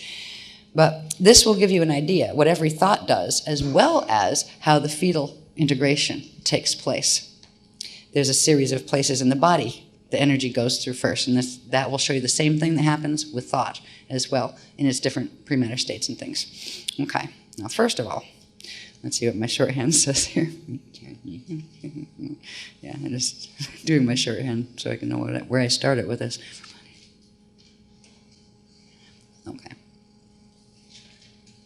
Okay, I'm not going to go into the Cetus cycle stuff. I've covered that in other workshops. So we get through, all right, we got the egg and sperm come together. It goes through all sorts of things. Goes through the Cetus cycle.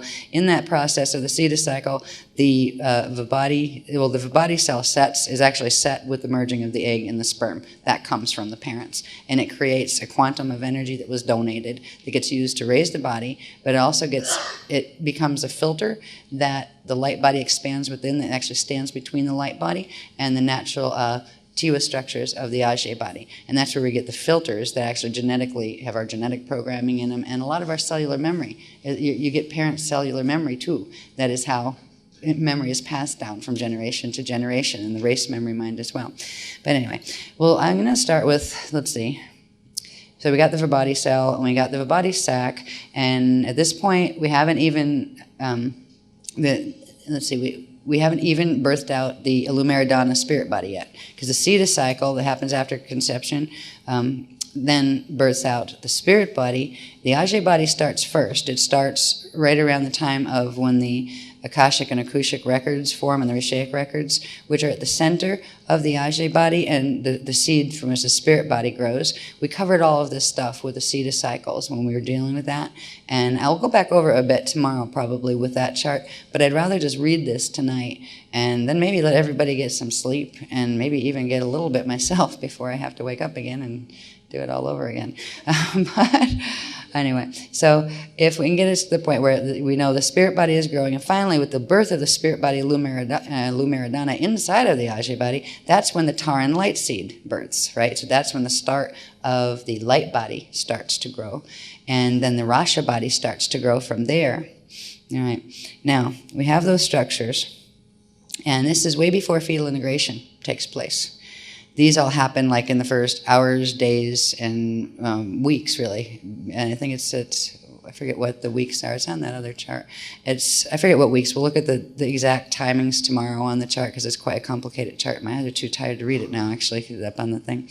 But there's a point where the spirit body and the Taran birth, and it's still after that, several weeks after that. That's 33 to 56 days before that the body form that has been being fed, its cellular growth pattern is being fed by the body cell that was donated by the parent.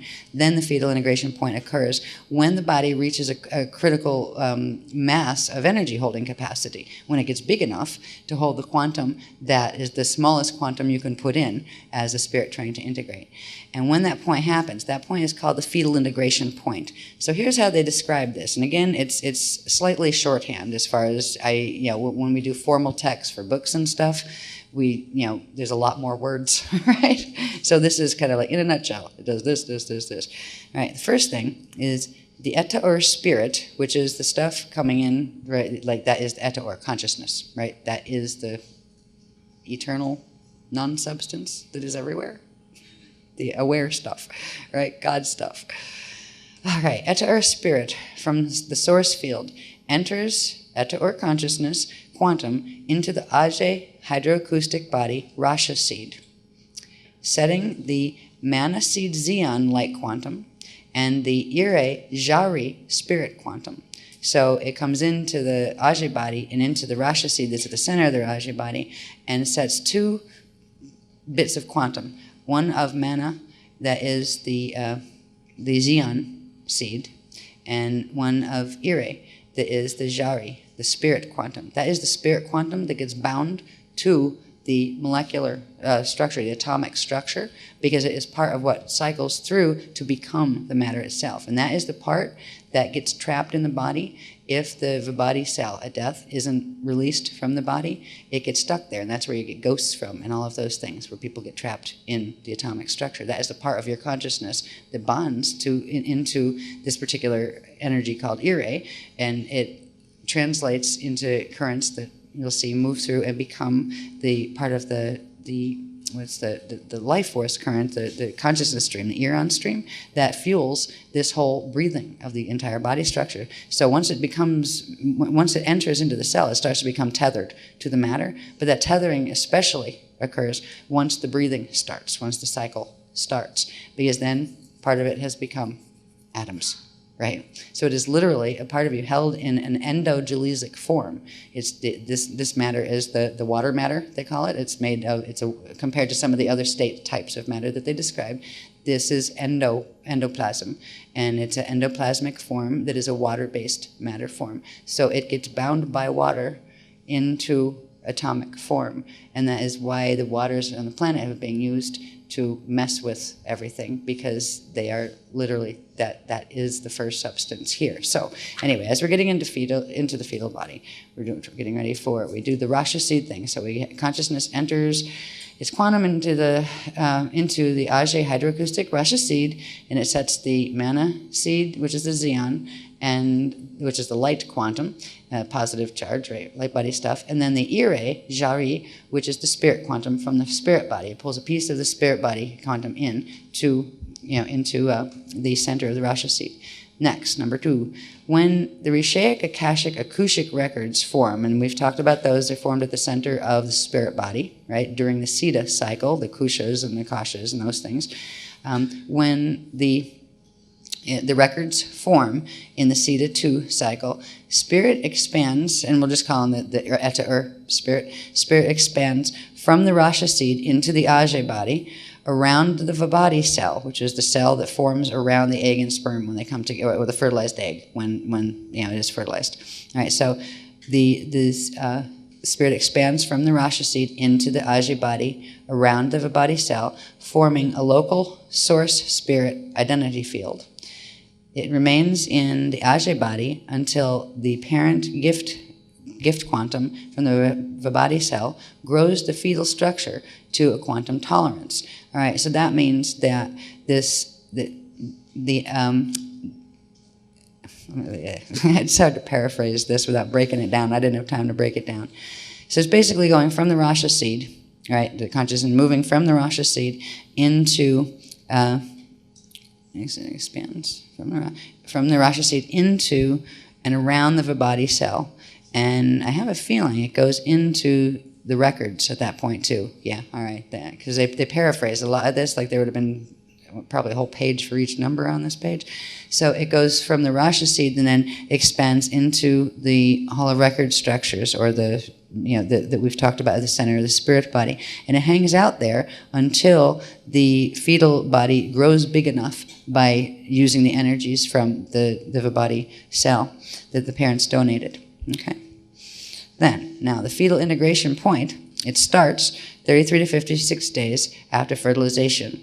New spirit, which is, easy way to say, the Eta or consciousness that came into the Ajay body, right, as you.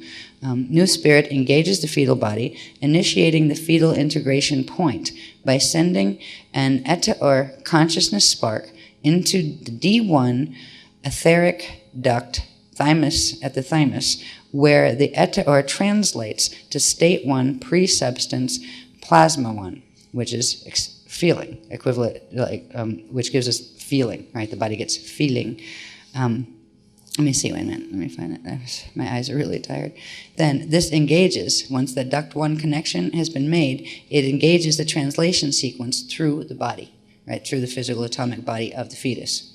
Upon entering the D1 duct 1, the incoming spirit engages the Vibhati cell biological time filters and the pre-substance plasma 1 feeling, Eta or consciousness sparks, draws the polarized Mane Xeon light quantum and the Ire Jari spirit quantum together, forming the Manu quantum Iran stream of consciousness.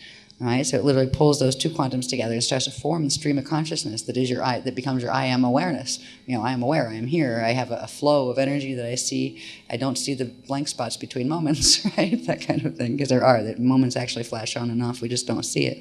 This is what the Vibhati cell does. It creates a rhythm, a base pulse rhythm, that allows you to perceive the hologram of matter without seeing the spots in between when things flash off.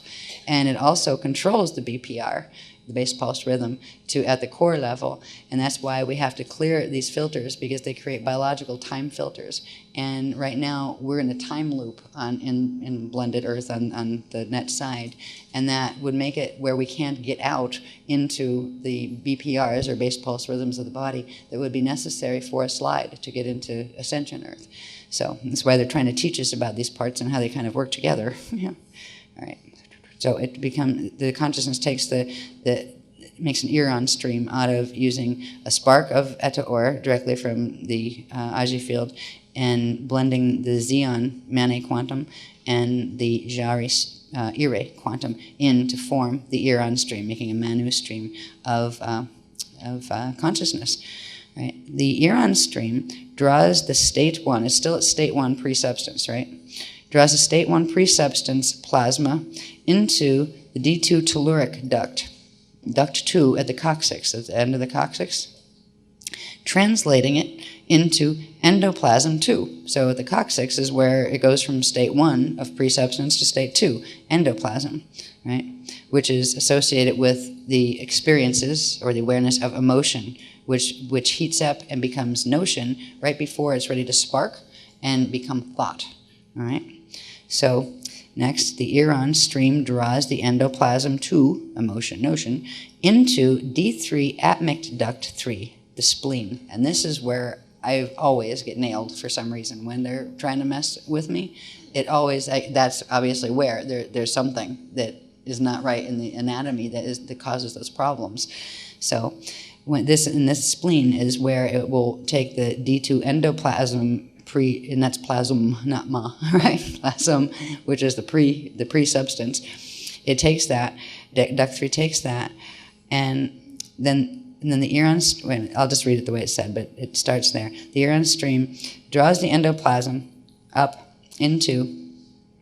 from the coccyx into the duct 3 spleen, where the Iran stream and the endoplasm 2 heat and spark, translating into state 3, thermoplasm 3, thought, which is or heat vapor.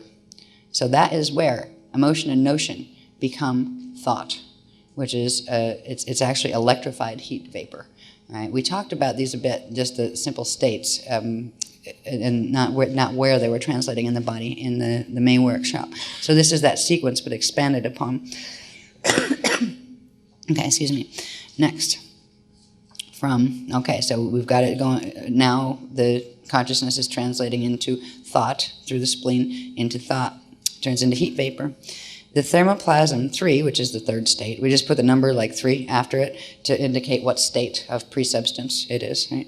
The thermoplasm 3, or heat vapor, thought, thermal transfers, like a heat, right? Thermal transfers to the blood, central nervous system, and hypothalamus from duct 3 spleen and rides the pineal triangulation, and I can't even remember what it's called. We taught it a long time ago, but I'll have to look that up. I didn't have time to go digging for those right now.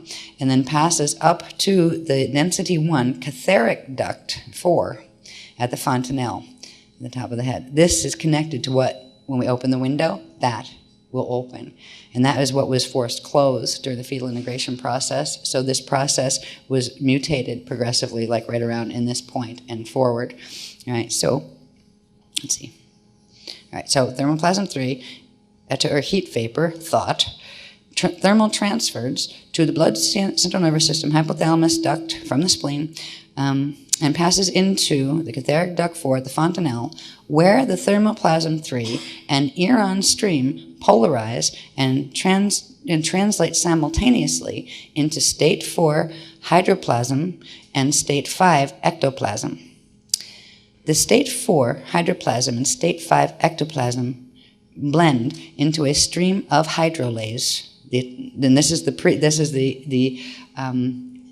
acoustic, that with an E, right? Because they're still in pre-substance state. Okay, blend into a stream of hydrolase, hydroacoustic, pre-substance compound, living pre-water substance. The hydrolase stream carrying the consciousness of the new spirit. Next, the hydrolase stream engages its first hydrolase conversion, moving inward, back down through the translation duct system to duct 1.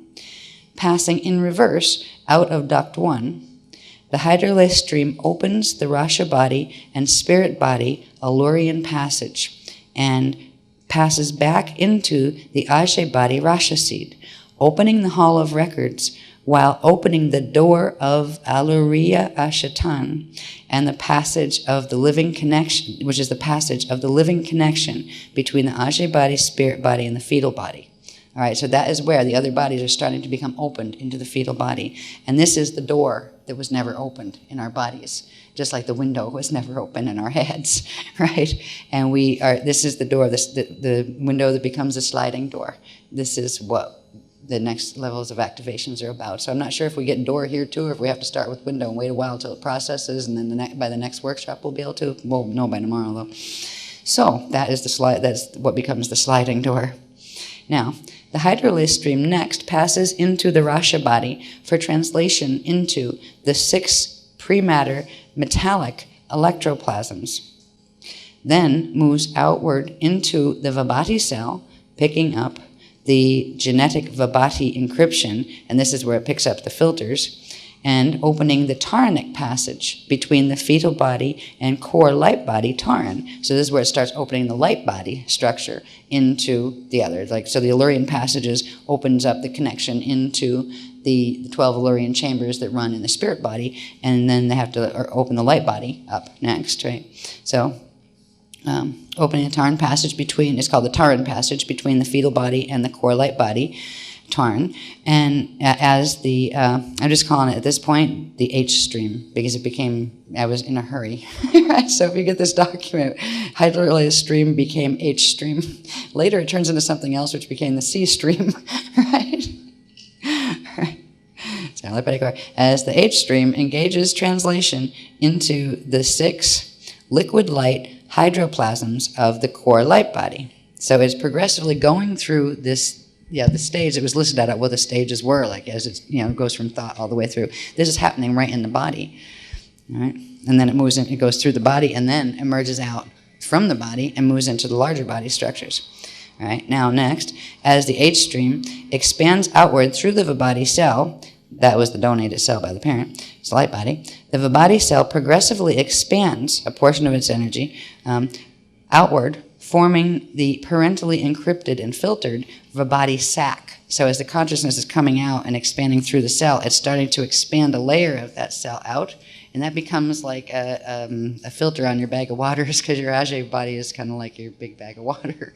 And this is where you get your entire field gets encrypted with whatever was in that egg and sperm. That can be really scary. Yeah. Oh, God. Yeah. And imagine what, this has gone on for generations, since the Atlantean times.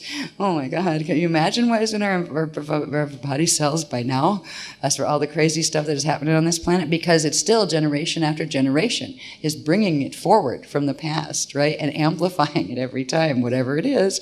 And it hasn't been good from a long time before Atlantis, but it got especially twisted then.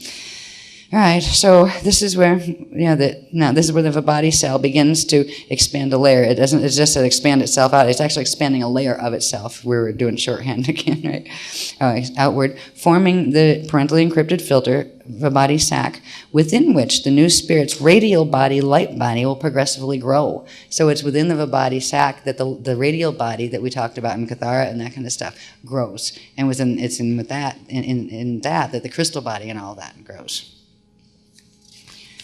Next, the H-stream translation progresses through the thermoplasms and plasmas, all right? Through the thermoplasmas and ectoplasmas of the inner and middle light body. All right, let me make sure did I hit hydroplasmas? Yeah, okay. Yeah, it did, okay. Yeah, that's when it went. The H-stream engages translation into the 6 liquid light hydroplasmas of the core light body. When it went in when it went into the Taran, I think. I didn't miss a step, did I? No, I didn't. That's when it did the Taran passage thing, when it connected the light body into the physical body structure. Okay. I'm just so tired I can't remember what I said 2 minutes before it right now. So pardon me if I'm reading a bit awkwardly. All right, next, the H-stream translation progresses through the thermoplasms and ectoplasmas of the inner and middle light body. In the middle light body, the hydrolase stream translates into an ectoplasma celestalon stream and continues expanding outward until the Vibhati sac has expanded out to the inner parameters of the Tiwa field, the transfer back and forth field of the Ajay body. Next, 13. Upon full Tiwa expansion out to the inner part, where it hits the Tiwa field where they just start, and that's where the Vibhati sac stops, and then something happens. Upon full Tiwa expansion, the celestalon stream opens the pentagonal Tiwa window. Here we go. Right? The passage between the new spirit's Ajay hydroacoustic body, its Rasha seed, the Rasha body, prana seed, and the central vertical column and pineal of the fetal body. So this is where the window opens. It's supposed to open during fetal integration. Right? After opening of the Tiwa window, that is the Tiwa window, what is now it's the C stream, that's the celestalon stream, because it changed from being hydrolase into celestalon up in step 12, right, which we'd read. All right, the C stream, celestalon stream, passes through the window into the outer Tiwa field of the, now we got AJ body. I'm just using AJ, it's just like AJ, right? Just too long to spell when I'm typing fast. AJ body, setting the body encryption into the outer Tiwa field, forming the first Tiwa plate morphogenetic seed. And this is we're going to teach us how to start playing with this tomorrow, into the outer Tiwa field. The translation sequence continues as the outward moving C stream next engages the boundaries of the Ajay body and interfaces with the Tiwa oron. Remember that little oron that's on the end of each one of the Illyrian chambers, I believe it is. Yeah. Interfaces with the Tiwa oron that extends from the oh, my eyes are going cross-eyed here a minute. From the Rasha body to the Ajay body at the end of Illyrian chamber 12. And all of the Illyrian chambers have one of these orons at the end. And the orons are supposed to connect the Tiwa fields directly to I'm getting really tired, to the Ajay body. So it's supposed to be an open connection, a flow. Upon engaging the oron, the C stream picks up a prana spark from the Ajay body. But a dark, actually through the Ajay body, I think, it's dark matter, so it's one of the Rasha sparks, a Rasha prana spark from the Rasha field. Then refracts. It refracts, polarizes, and turns around, splitting into two currents of ectoplasmic consciousness, a positive charge celestaline stream, which is ectos plus mana, carrying prana chi, a third quantum joule, and a celestite. Celestolite. These celestes are getting me tied. All right, celestolite, the positive charge celestolite stream. That's the ectos plus mana that carries the prana chi with it, and that's the white powder gold stuff. And a celestaline stream, which is ectos, mana, like the other, plus hydros. And all of these have specific chemical or like elemental atom numbers and letters and things. And I'm still working on the charts to try to make the list of all of them. Some of them are on that longer document there about the states, where it gives some of the formulas for the ones I had handy. Okay, so the celestaline, which would be the female stream, it's the negative charged one, carries the prana ki, which has 2/3 of a joule. If you put prana chi and ki together, you get a full prana, which has the power of 1 joule power. All right, now the celestaline, that's celestolite. The celestolite with prana chi stream and the celestaline with prana ki stream travel downward through the 2 light body fire chambers on either side of the Illyrian chamber 12. So that's where we saw when we had the diagrams up, where the energy would come up the Illyrian chamber, right? And then it would split, and part of it would go down one fire chamber on this side of it, and part down the other on this side of it. All right, so this particular one, let's see, light body time chain. Okay, goes down the light body fire chambers on either side of the Illyrian chamber 12, which are fire chambers 1 and fire chambers 12. So they're the ones that line up with the D3 level of the fire, because it enters, it's coming in toward from the Ajay level or the Tiwa level, coming back down the lines, right? The energy's coming down the line, so it would hit D3 first. So it comes. This is why it's so as above, so below, right? Because it takes the pattern out, breathes it out, puts it out here, and then takes the pattern down. And it's the Tiwa fields that control what manifests below them. So that's the above, so below thing. Let's see. All right, it takes me a while to get my space. I'm reading, seeing very, very double. There we go. Okay, so it's coming down the fire chambers and returning into the light body core tarn seed. So it's coming back down the fire chambers it went out to the Illyrian chambers, coming back down the fire chambers, then passing out into the Ajay body, Rasha seed again, where these currents, the celestolite and the celestaline, again combined and deliver the 2 prana currents to the, oh, I love my shorthand, AER halls, right? That means the Akashic, Akushik, and Rishaic halls of records in the spirit body, right? And I honestly don't think I'm going to have time to clean this up, so if you can deal with the shorthand and have a clue of what I'm saying, I won't mind giving, letting you have a copy of this, but there's going to be too much more that has to be done. It'll take me an hour or so to clean this up properly, because they always add more. Every time I go back to clean up something, they add more detail. Within the Rasha seed, all right, so we're back in the Rasha seed now, so it came, the two currents, the celestial light and the celestaline, come back down the fire chambers and go into the Taran light seed, and then pass into the Rasha seed and deliver the two half pranas that they carried, which create one prana, into the spirit body hall of records. And this is where you get the hall of records coming online with the physical body, right, with the spirit body hall of records.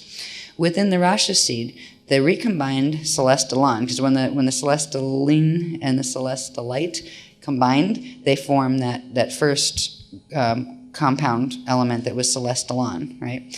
Right. The recombined celestalon stream picks up the original stored, that little energy before that they left behind, called the Zion, the mana seed, and the Jari, which is the Ire energy that becomes the spirit embodied, tethered to the matter. All right, so it picks up these. The celestalon stream, C stream, picks up the original stored Zion, mana, and Jari, Ire quantums, and draws them through the D1 thymus duct 1 and into the azure of the light body, where transformation happens.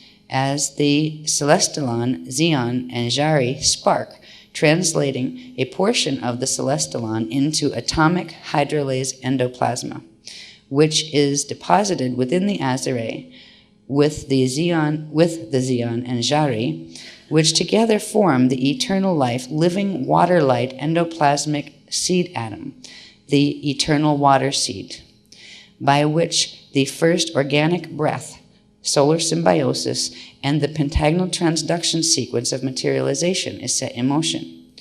And they have in parentheses, in eternal life biology, the eternal water seed connects to the physical body through the D1 thymus duct 1. All right.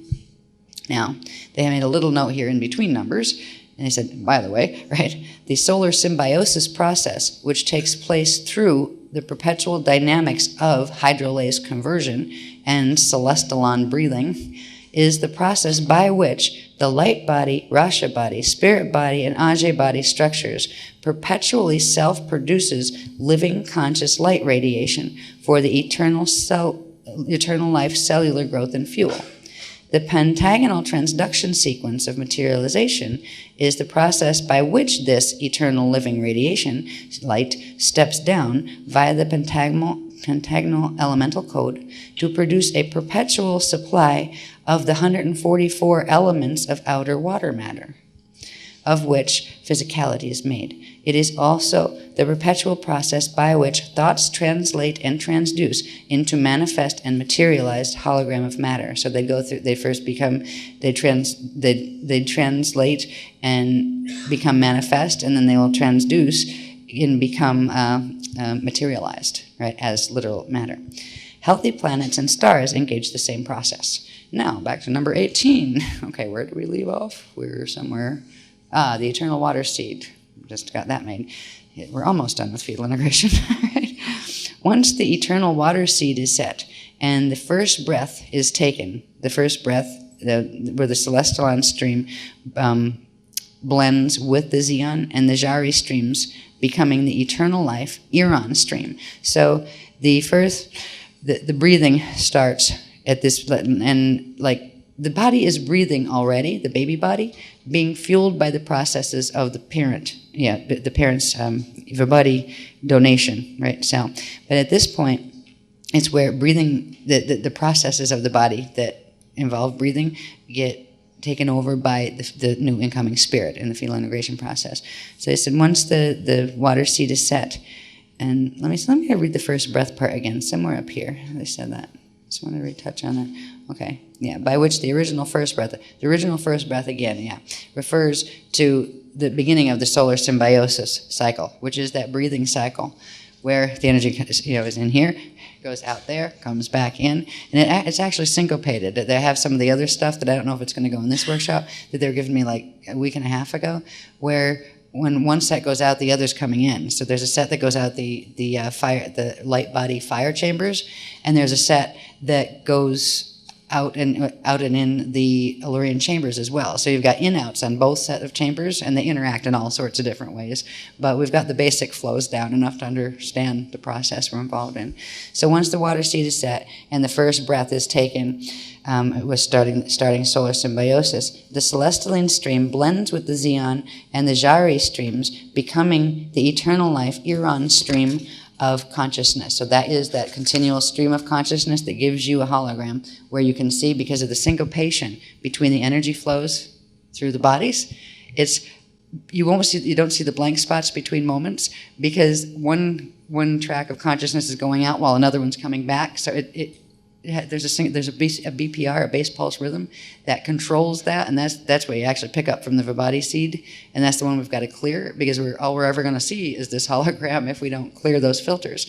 But it's an amazing syncopation, how literally your consciousness goes out, turns itself into matter, comes back, you see the matter up. By then the other pulse is halfway out already, so it continues to circulate, and we started to talk about that process in, I think it was Kathara 2, or maybe the end of 1, we started to explain about the plates and about memory and those kind of things. Somewhere I have those diagrams, but I couldn't find them for this. Let's see, okay, now, all right. So this is where the Iran stream forms, right? And the Iran stream is formed by, right, the eternal water seed that's holding the celestalon stream, bonds in with the mana stream, mana, not big A, but little a, the mana stream of the Xeon and the Jari streams. And actually, I don't even think they're streams at that point. I think it pulls them into becoming streams and bonds them all into an eternal life Iran stream. So at that point, the stream of consciousness, which first engages the duct system of the fetal body. So first it engages, once the Iran stream is formed, it engages this duct system of the fetal body again, enters through the duct system, enters the central vertical current, opens the star and seed crystal seals on the chakras, causing the conscious I am presence to awaken within the new embodied individual. And that a natural I am presence would involve I am atoms, I am body, and I am ego, right? But not twisted ego, right? And ego means epigenetic overlay, right? But also that state of consciousness that is right before the big one, which would be the God self consciousness, which is in the outer fields of the Tiwas. But that's that place that's like from the first subharmonic to the 3.5 subharmonic. That is where the I am conscious, I am bands are, right? So causing the I am, the conscious I am presence to awaken within the new embodied individual. At this point, the fetal body must birth into independence, as its energy quantum will become too large for the body of the mother to hold, and it could kill the mother if it stayed in too long. Physical birth is initiated by the birth of the light body dyad. All right, now if we go back to when we learned about the Tarn, the dyad, the myad, the monad, et cetera, in the inner light body, they start growing. Those things now start growing. You have the radial body structure of the light body that is already set within the Vibhati cell, but this is where the core parts of that we've learned for ages about the Tarn, the myad, dyad, monad, and all other however many pieces of that are, to the point where it fills out and grows the entire unici seed atom and that kind of thing. And then it starts, this is as the body grows. It's not going to happen when you're doing fetal integration. It's actually quite a slow process, this whole integration of self part. Okay, at this point, so at birth, the body is when the body, oh, tweet, I'm too tired. When the body gets births, it is when the dyad of the light body births. That means the Tarn has phased enough to self-generate enough current where it births out the dyad next. And that is the point where there's too much energy and it would kill the mother's body if she stayed, if it stayed in the body. So physical birth is initiated at the birth of the light body dyad, when the Iran stream becomes engaged in the continual translation sequence of hydrolase conversion, solar symbiosis. So this whole sequence starts to repeat itself over and over. Every thought is a birth, right? Where it begins the breathing process, the natural breathing process of the physical and light body structures that are supposed to be synchronized, okay? So it continues the translation sequence of hydrolase conversion, and solar symbiosis, opening all 12 hydroacoustic Illyrian chambers and light body fire chambers into the fetal body, animating the physical and light body crystal body structures while setting in motion the perpetual pentagonal transduction sequence in which the new identity will progressively project its identity and ideas into the atomic matter hologram, which takes place within the personal and planetary Ajna bodies and is in its inherent structures. So this is at the point. Once the dyad births, the body has to birth, physical body has to birth, and that's when the natural self-breathing cycle is supposed to initiate. All we get is self-recycling cycle. And we use the quantum that was originally in the seed atom and in the water seed. We burn that out because it's supposed to recharge. This comes into the next part, what's supposed to happen later. All right, now they said from the fetal integration point, which is the 33 to 56 days, oops, I said I moved 55 there, that was a typo. The new incoming spirit takes over the processes of fetal cellular growth and becomes tethered to the fetal body. At the birth point, the solar symbiosis cycle moves into full swing, progressively breathing its original mana Xian birth quantum and Ire Jari and light body dyad quantum into atomic translation and transduction. So that's when it starts to make atoms. We have the ability to make atoms. This is how we're going to make the protection field in our own fields, right? To get this process going back. I just saw the sparkly field again. It's back, right? But this is the big one. We'll have these right in our fields. Okay, no. Okay. At the birth point, solar symbiosis was full swing. Okay, so it moves into full swing, solar symbiosis cycle, progressively breathing its original Xian and Jari and light body into translation first and then transduction into matter. The fetal integration process ends at the first birthday. It takes that long just to get the original quantum in and started and process the original birth quantum. Then that's already that would means it would be translated and transfigured into atomic form already, and then it would start the cycle of the dyad, where the dyad energy that would start to grow, and the myad would birth in the light body, just as the dyad cycle would begin. So eventually the light body grows itself over the years, and this is the process of growth and development. The body gets bigger as it's being fueled from the growth of the light body, and then the light body sends in, in the frequencies of the one it just grew before. So if you have the tarn will empty its content with a base of the birth quantum during the fetal integration process, and the dyad births out, and because the tarn has phased enough and created enough energy quantum to generate the next level, and then after fetal integration is done, then you start dyad integration, right? And then you do myad integration, and then monad integration, et cetera, and this is how you bring in the structures, because each one of those, the myad, dyad, monad, all those, they're all connected with one of the four levels of the identity we've talked about, which are the incarnate level, then the density 2 soul, the density 3 oversoul, the density 4 avatar, and the density 5 rishi. So it's a progressive process, and when you get to the end of that process, you're supposed to go into cellular transfiguration, where you clear the body imprint, transfigure your cells back, the atoms back into light, and have an eternal life body that is the Mashaya body. That's supposed to be the natural process. All right. So from the fetal integration point, the new incoming spirit takes over. Yeah. Okay, I got that. Birth point. I see where I am. Fetal integration. So it ends on the first birthday, the fetal integration process, and that's when the light body myad births on the first birthday, and that's when the dyad begins to empty into matter, right? To begin empty its quantum into matter translation, and when the myad births at the first birthday. And that would be with complete embodiment of the dyad consciousness. So once the dyad completely embodies, the myad pops out in the light body structure, and it gives the next set of cells the download into physical form. All right, childhood progresses to adulthood as each density level of the light body grows and steps down into embodiment through solar symbiosis until causing progressive growth and maturation of the physical body and conscious identity. You'll do this until the identity grows to the adulthood age of 33.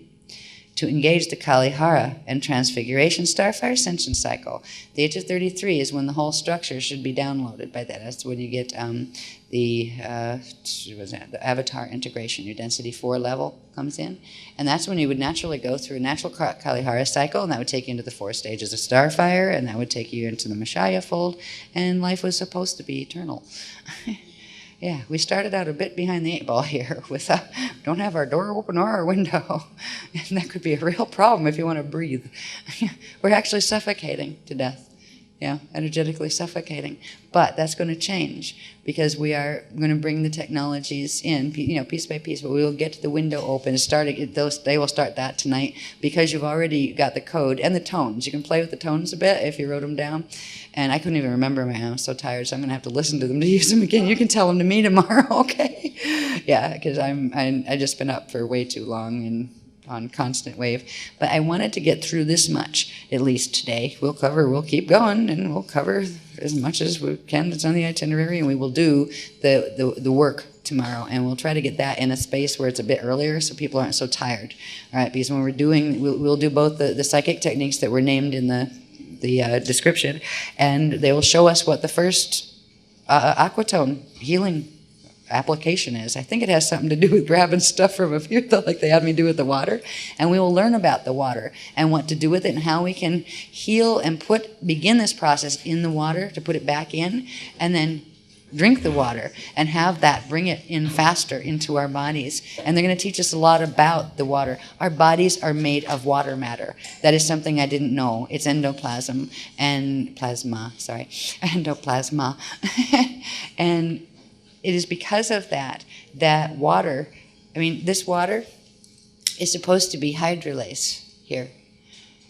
Surface waters are supposed to be hydrolase. Sweat would be hydrolase, right? And it would build up for a bit, and then it would be cycle time. Planet times are much longer between, like we breathe.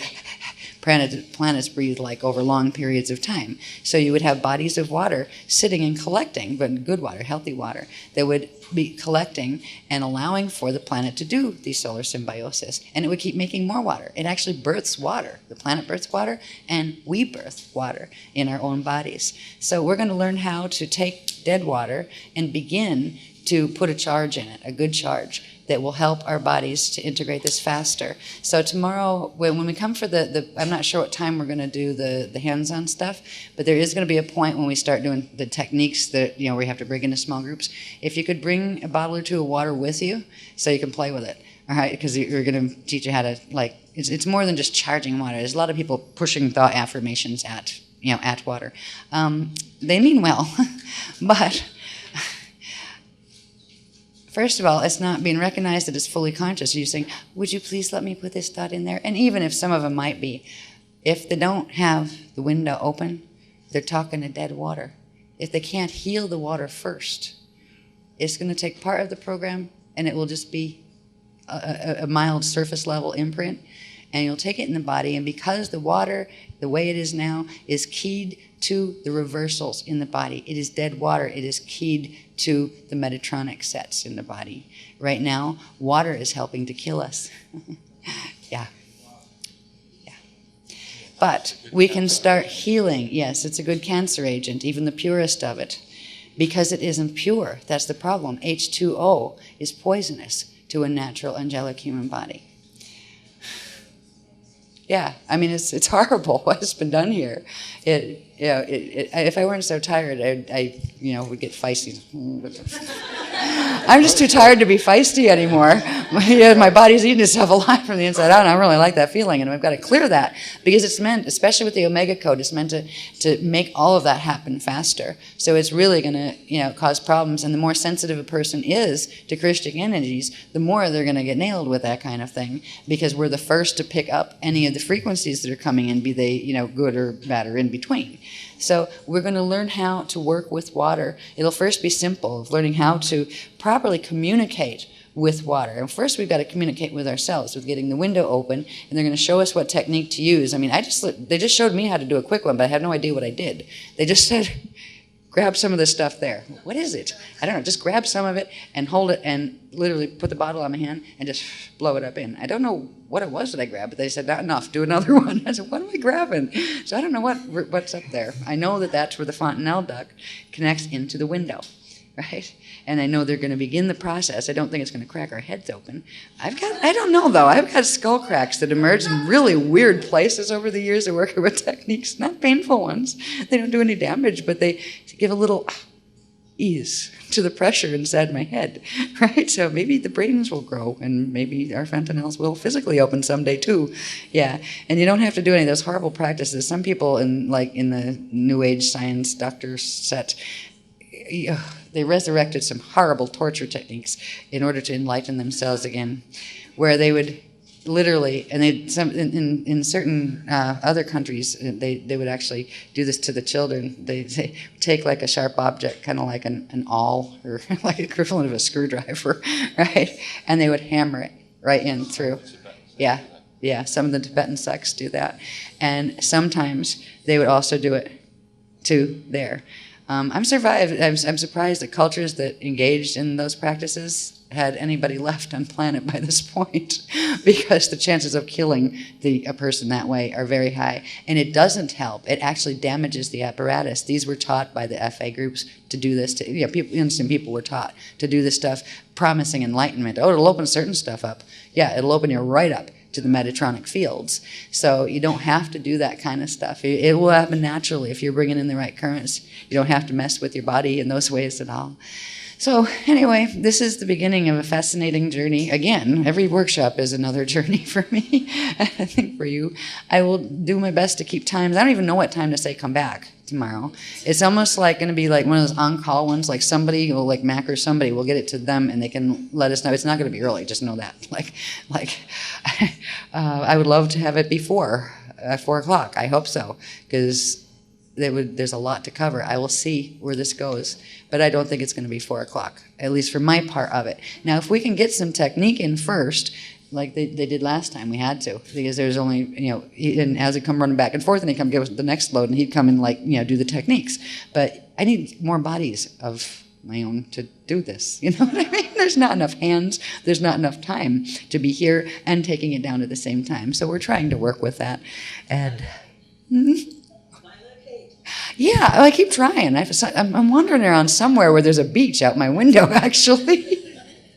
It's really funny. There's a piece of me they actually sent to this other location so I could get the line in more clearly in the future, from a future space.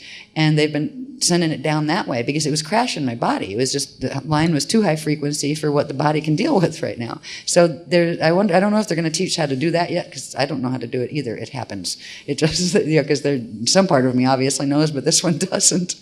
We all have this wonderful place, though. It's that I am God self space in the Tiwa fields. And as we open these windows, more of that. And that's where you get that bliss, heavenly feeling, where everything seems kind of like, it's a thought form. And you realize, I remember one of the realizations I had, I felt so bad for my dad caught in his review loop, and he's still worrying about money. Like, at least I wish, like not having enough and, horrible things and all that. And I was saying, gee, I wish I could just tell him, explain to him how easy it is. He's dead. He doesn't have to worry about that there anymore. Then it dawned on me. It's the same there as it is here. It's just as hard or just as easy, depending on what you know. So we're going to learn how to do a lot of things that you might only otherwise experience once you did escape peacefully from a body. I don't know how to go there with that yet, but all of this will lead to those kind of things. Because this is, in one way, a half-dead reviewscape. We're like a guardian team that came in alive in order to try to get people out of a partial reviewscape. And they were the souls of Terra. That was what the Amente mission was about, was to get them out of review. We are the way showers, God help us, right, at this point. So anyway, we mutated to a partly blended, it's partly blended and partly partly blended dead and partly alive. And we have to turn the alive part back around so we can get back out and get whoever out with us that wants to go back to the Ascension Earth pattern. Anyway, I hope this was enough hours for tonight. I hope you've enjoyed the material.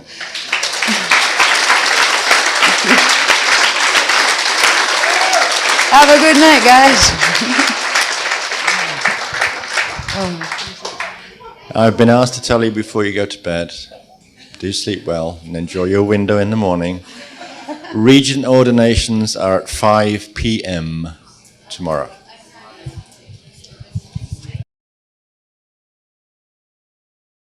Right. Before that, they had me working on 7 or 8, actually about a dozen different graphs simultaneously. So I've got pieces of at least 5 new ones that fill out what we needed to talk about. And I've been up, well, I went to bed last night, whenever it was, at 7 this morning, right? Because it takes a while to shut the line down so I can sleep. I slept until about 8:45 and then got back up and have been working ever since. So it's been a bit of a long weekend for you two. And I want to thank you for being patient and still being here. And I think you'll find it's worth it this time. If for nothing else, what'll at least be worth it, I think it's the first workshop in 2 years at least that we actually have a chart pack.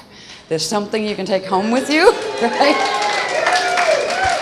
And it's not in the chart pack yet because it's being printed, it's being run off now, but you will also get a copy of the 22-step technique that is the window technique, but also the manifestation technique that you can use any time after the window is open.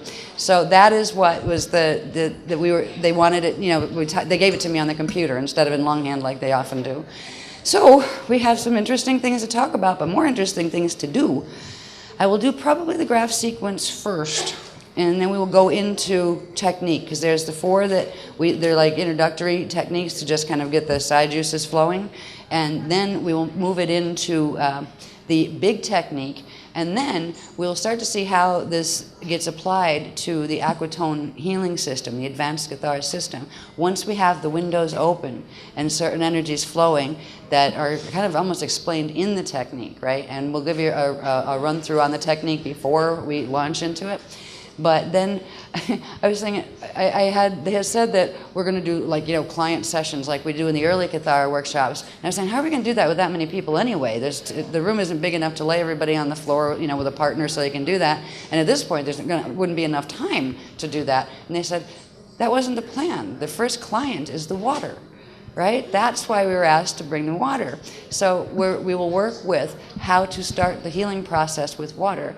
And we can do that once we heal ourselves. And that is what this technique, well, I'll read it to you when we get there. I'm wondering if I'll read it to you first. Do I want to read it to you first? Some of it.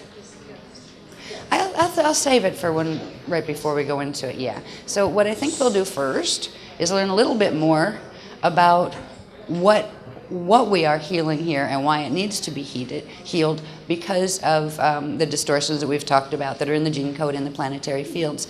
There is something that will become fixed inside of ourselves with this particular technique that will be toward the end. And it is something that is quite sinister.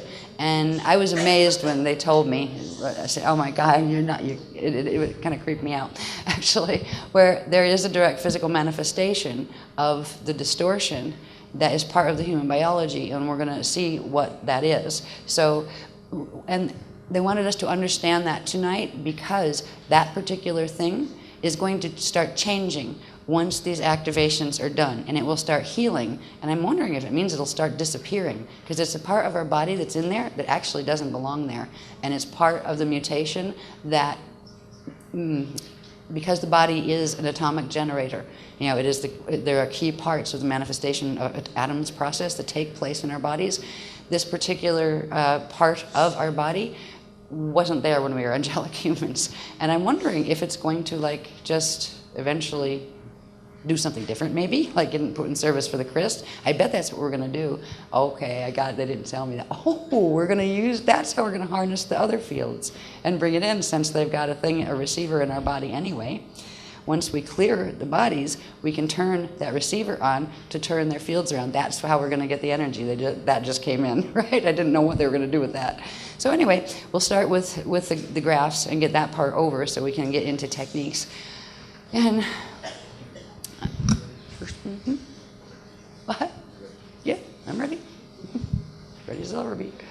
This is just to remind us when we're talking about the Tiwa fields, we're talking about these areas up here in the density 1. I'm sorry, I'm tired, so I might be tripping over my lips a little bit tonight. The Ajay body, the density 1 Ajay body. Now, of course, this connects into much, much larger structures from the density 2 and density 3 and density 4 level. But this one is actually control for the whole system, because you can actually progressively, if you get the density 1 body healed and begin its transfiguration process, it will just bring the rest of them in. So we won't lose the parts of ourselves that are stuck up in the matrix. We're almost like the trump card. Our body's down here. We're the trump card. If you couldn't get out and you could get one of these bodies out, it would get your whole matrix out, like anything that's not completely fallen in a black hole status. So this is just to remind us about the pentagonal code that is the thing that creates the sparks on those corners. Every one of the lines, the Allurian chamber lines, creates sparks, and these are the things that generate. What they actually do is start spinning when certain currents come up the Allurian chambers and do their split with the prana and then come back down the fire chambers. There's that whole process is set in motion here of literally endodelezic sparks and endoplasma. And endoplasma is the water matter substance that our atoms are made out of. So this is literally the atomic generator. And you could put yourself like standing right here in the middle of that. You are one. We are atomic generators, and we've been hijacked because they use our fields to actually create the net fields in Earth's atmosphere to keep Earth imprisoned, which is interesting. Yeah, that's why they did it. Yeah. And I didn't even know that. It dawned on me at 7 this morning. I said, wait a minute. We're generators, right? We're atomic generators. Oh my God. They twisted our biologies in mass by the millions, not just ours, but angelic humans and indigos and stuff were the most powerful generators on the planet because they had all the gate codes. So they actually used our bodies to generate these systems. They put up artificial nets for a time, but it was because they got our bodies going online with it that we would just be self-imprisoning and we would keep the planet imprisoned. There's more to that story, I think, that has to do with the water, and I think they used our bodies to create an atomic net that killed the water, the surface water that H2O is right now. It is incomplete. It can't breathe. It is dead water to begin with, and it is also poison to the human body, which it's like, but we're built out of it. We have so much water, we're made of water. This type of water is poison to us. It is actually killing us, and it's something we have to have or we die anyway. So it's a vicious circle. What we're going to be learning tonight, what will be turned on by the time you leave this morning, will be you will have an ability that you didn't have before. You will have a thing in your field, an open window in your field to some very, very special things, and you will have the water seed. And that is something that nobody on the planet has been born with for ages and ages because of the fetal integration problem. And there's a part in the fetal integration problem where the nets come down genetically and it locks you in, and you can't get the rest of you in, so you can never go into hydrolyzed conversion. You never open the fontanelle. And we are going to open our fontanelles tonight, and we're going to open them to the window. Yes. And we're going to do something really cool after we get all that done. We're going to do something really cool. One other thing that's really nice, in this technique, it also explains to you what the manifestation process is, or not manifestation, but materialization process is, without me having to have gone through 5 million different graphs of tracing that flow and that spin and this part and that part. It laid it out very clearly, because usually I have to get it down really technical, and then I'll pull it apart and make it easy for even me to understand, because it'll come through like, and I'll read it and go, oh my God, what? Right? And I have to read it again. And I pull things apart on the computer and that kind of thing. They actually showed us the last bit of those teachings, and a little bit on the graphs, but mostly in the technique, the last technique, where it shows what is happening, how it works. And what's nice is the technique you can use and take home any time after this. It's also the preparation technique that you would use for any client sessions using the Aquatone system. But it is also something you can use to manifest or to materialize anything whenever you want to. You can literally materialize in co-creation. And this is very different than trying to make something happen or putting a thought out in some funny way and trying to make it happen. This is actually giving birth. The process of particuli mechanics that we've been studying for ages, and the process of the cetus cycle, when two particuli come together like an egg and a sperm, they start their thing, and it starts the cetus cycle, and the spirit body builds first, and then the light body. We are being taught how to manifest that way, and to manifest into the light forms that way with spirit body, where actually the things that we create will be first, they will be seated just like a baby is. Well, they won't have the vibody issue. They'll have your own vibody on them, right, because you created them. But it's not just trying to make stuff happen. It's literally set in motion. You're going to birth things into your hologram, just like Source does. And that, I had no idea that was coming. So that's the part that I'm excited about. So I just wanted us to skip through these really quick. There's going to be things, if we can remember when we do the techniques, where if we're standing here, there's a proportional diagram coming later. We'll give you an idea about how far out in your own fields. But if we can remember that we have these I am bands, and this one, the big one up here, is the I am God Self band. That's where the sparks happen that actually bring us that flow of awareness, that continual stream of consciousness into your attention when you're in body. So you have the I am God Self here, and I am ego here. That's the one that controls the epigenetic overlay, and that's where the nets are in. And then there's the I am body, and I am like atomic, etheric, cellular structure, like atomic structure. This is probably, actually, I am elements. I would, yeah, okay. I was always wondering what to call that. They just kind of said, I am element, right? This is where we would do, I believe, elemental command from, where we would get in touch with that level of our consciousness. When we get through with this technique tonight or this morning, right now you're going to see in a little bit the mess that these fields are in because of the mutations in the DNA and on the planet. And when we leave, that will be changed. It will take a bit of time for it to run the axiotonal lines, but the main things that are holding the mutation into the body, that will be gone from this point forward in the people who have done this technique. And you will be able to spread that if you want to. If you do healing sessions, even if you do just radiant sessions, you can do those at the grocery store. Yep, and anybody that has any receivers for Christic frequency will be able to pick up hosts that way. Yeah, I'm thinking about going and sitting in some cemeteries, just like visit cemeteries and start freeing the Jaris, but we'll do that later. Anyway, next one, please. We should have Jari freeing parties, just get together and learn to do the circles and just really do clean sweeps of the earth grids and get a lot of that out for them. That's coming later, I think. All right, this is just to help us remember what the pentagonal codes are about. It's about how when the conscious energy comes up through here, splits here, some of it goes out here, the ethos and eros come down in here and form this. And this is just a flow pattern, and it's through the flow pattern that sparks occur. Every place you see a dot is where the sparks of matter occur. These are endogelesic sparks, and the endogel is the stuff, the water matter that we're made of, and that atoms here are made of. And each one of these lines has, each one of the Allurian chamber lines has the core encryption program for a set of 12 elements. One of them is the prime element, and the other are its children.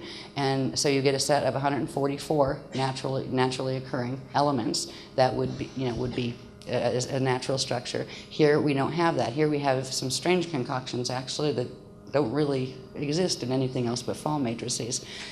And we're going to start turning back on the potentials that do exist within the natural atomic base, because there is still a bit of natural left. We'll see why when we look at the diagrams that explain about the two pentagrams I was telling you about, one on the top and one on the bottom.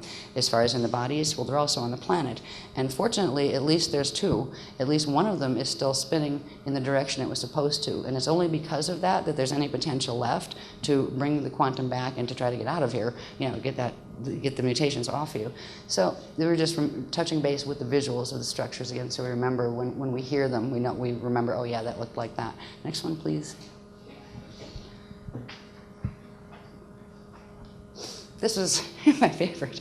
This was the one that just explained how there, for D1, D2, D3, and the density level, there's an offset in how the Illyrian chambers line up. So if you want to find and understand elemental charts and atomic charts of the Illyrian chambers, you have to have those offsets. And I haven't had time to do this. This will take me forever to do this because you have to be real careful with all of that. So this is just to remind us about how we find the different, like what elements are what on what lines in the particular graphs that are coming. And that is the key to actually, you can actually find out the downstep pattern of any element or the upstep pattern of it and what its natural parents are and that kind of thing. And eventually that will become very handy for us as we move more into the hydroacoustic systems of healing and materializing and things. But to get an understanding of how this works now is a good idea. And so just to remind us about that we have D3, D2, D1 on each line. And also each one of those, and even on one dimension, say D1, you would have a chamber. It would have its 12 elements. And each of those 12, that would be 12 tones, right? They'd actually be subtones, and there'd be one main tone for each one.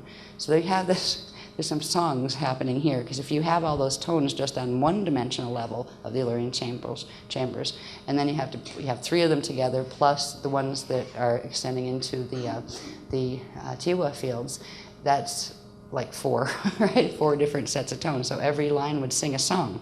Eventually they'll be showing us what that is. It's also interesting that every line also has a series of letters, and there are, just like there's 144 primary elements, there are 144 primary literally letters that the languages, the natural Christic languages are made out of, just like unnatural languages like we have to use here are. We have languages and they're running in reverse, most of them. The Christic languages have different symbols, and we were shown they were going to give 12, but we would still be over there and not here. So they gave us 1, 2, 3, I think we have 4 or 5 of them. And just to give you an idea of how they work, they're going to be brought in to the Aquatone healing system in a really unique way. I can show you some of where that's going. It's not going there yet because it would have taken me until next week to finish that diagram and we wouldn't have had time to use it. They said it wasn't meant for here anyway. It was meant for the body workshop, the one that deals with the physical body. So this is where it all comes from, is this messy little diagram is an amazing little chart because it is the first key to understanding how you decode the elemental code. And it's a good thing they're teaching us this so we understand what we're dealing with, because with the activation that we're going to have before we leave, it is going to bring us into where that I am element part of ourselves, it's going to clear mainly the I am God space to bring it into the mental body, but it will also trigger partial clearing already in the I am element space. And at that point, you will start to begin to actually feel and interact with elements in a different way as consciousness, where you'll begin to feel them and they will feel you, and you can have conscious communication and create things together. And that's where this is going. I mean, the people that live in the Christic worlds, they can manifest at will, and they don't have to go through 22 steps, right? Because the more you do it, the more it works. And by the next workshop, they'll probably show us something else to do. We can open something else up, and I have a feeling that's the door. We have to open up the door, and that will speed up the process, where if you've worked with the technique, that we're being given this workshop, and then you went to the next one, you would probably not have to go through the 22 steps all again. There might be key steps. So it will get easier. It's not that everybody pulls out their little papers and reads it up there, how to manifest. They're teaching us what it means to live like Christed beings, what it is to have all those powers back. And there's some preliminary teachings that we'll cover a little bit that have to do with just like getting a handle on your thought forms and those kind of things, and your emotional body forms. And a lot of times, they're not yours. That's part of the problem. There's mess being run through the grids all the time. And it's like, every time you feel something, it's like, am I sure that's me? Right? Or is that, being beamed into the mass hologram, and it's just affecting my chemicals, so I'm feeling it as my own. That is what's happening on this planet. We're getting thoughts seeded into our minds without permission. We're getting emotions run through our body because they hijack the process by which literally consciousness moves up through the system first to become manifestation. So they're using us as manifestation machines to manifest the fall of this planet. This is going to be nice because we could stop this now. And tonight, this is what all of the work we have been doing has been to try to get to this point of what we could do tonight. And I'm really excited about that. So anyway, this is the key, one of the keys to unraveling what the natural elemental code should be. Next one, please. This is another key, which is a basic one. This just tells you the lines, right? I didn't have time to copy this one either, or like typeset it or anything, and even to double check it. And I'm sure it's right. I did check it twice for my own things because I had to do those translations. But with all of it, before it's fully published, I will actually, go through everything to make sure all the spins were right and everything to make sure it was lined up right. But it shows you at least how it's supposed to look. You have on, if you're in D2, right, and this is hydrogen here, and that's like line 1, and I'll show you what lines mean in the next one. Up here in D3, that would be oxygen, number 8, right? Up here, there would be 2 parents. This is the line that has to do with the tьмы planes, where you know how on one Illyrian chamber the pulse will come up and then it will split into 2, and then it'll ride down 2 different lines of the light body, the fire chamber lines. Well, these are being made from the fire chambers, but they have 2 parents that came from one Illyrian chamber current splitting. So this shows you actually what the starters are. There's going to be a point as first of all, we got to clear the stuff from our bodies progressively, and that's what the first, I think, probably block of 3 of the Sliders workshops is about. The second one, we'll be starting to learn how to use this and the music charts, because we can learn to call on these. Now to call on, it's one thing to just call on and say, hi, hydrogen, please talk to me. I'd like to meet you, want to create something. It's a little different. I've had little bursts of it and I just experienced this actually when they were giving me this technique coming through, because I always get a little bit of the activation when I'm typing out the technique. And I felt this direct cognition thing happen. And it came from like below my feet. And I just felt the presence, the little bursts of it, not like presence, but I felt the elemental kingdom.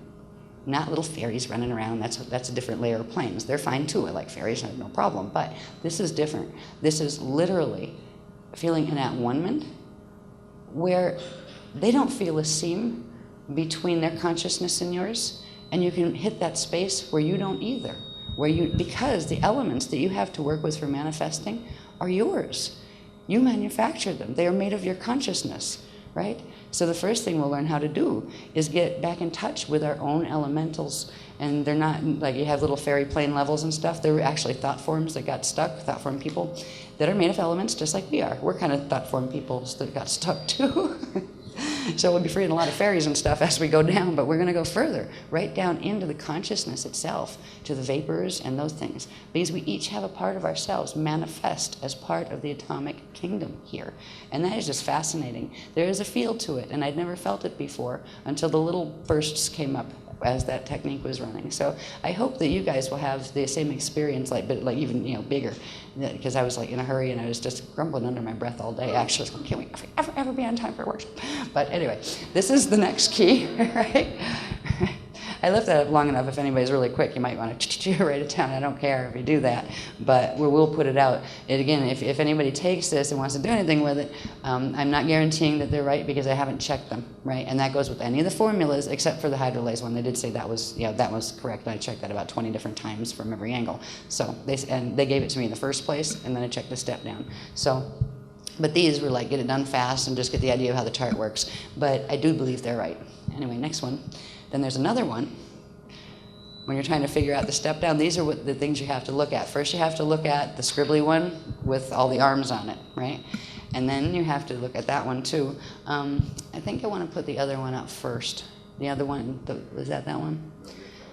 Yeah, those two I'll put up after the one. I forget where I put it in the pack there. It's in there. I just want to see. But I decided I wanted to put that up here a bit. That would be nice. Yeah, okay. But now you have this. There's the one with the lines all over it. Nope. It's getting close there. This one. Yeah, one. This. Can we see the bottom one, please? This is the main one. This is when it talks about what family line and what child number, right? This is the elemental chart. The elements run this way. then each one of these represents one of the vertical Illyrian chambers, and each one of these represents, you could turn each one of those in a circle, and they'd be which circle level that was on. These are spanned lines here. You got the span, and you got the Illyrian chamber line. And each of the elements, 144 elements, would fit on there. And elements are put on there, of course, by their proton numbers, which are their atomic number. There's also, for each of these, there would be sets of notes that went with each of them. There would be specific codes. These are a few of the actually alphabet letters that are of the elemental kingdom. I don't know their tones yet, but just like letters here have sounds, and you put them together and you make words and sentences and carry meaning, right? Same thing with these. The scary thing is, words here do the same thing. Yeah, you would speak these words and it would move atomic elements into certain configurations. We speak words all the time here on this planet, and they do the same thing. So our words are actually creating the sound signal that goes with our thoughts out in to set the templates. So even if you're thinking the nicest affirmations, if you're thinking in a language that's on reverse spin, you're going to get some interesting results, not the ones you wanted, and that's part of what's happening here. But we're going to be progressively taught the primary letters first, which go with, these are considered the primary 12, the first 12 families, all right? And so they're the family lines, going over that way. And then say this is the hydrogen family, and all of these would be the children of hydrogen. All these would be the children of helium. And this has to do with those compound elements, what they call the compound elements, like hydrolysis is a compound element. And it means there's a larger element that has many things in it, and then its encryption breaks apart to make many smaller ones, kind of like Source, sparking out and making all of us and worlds and universes.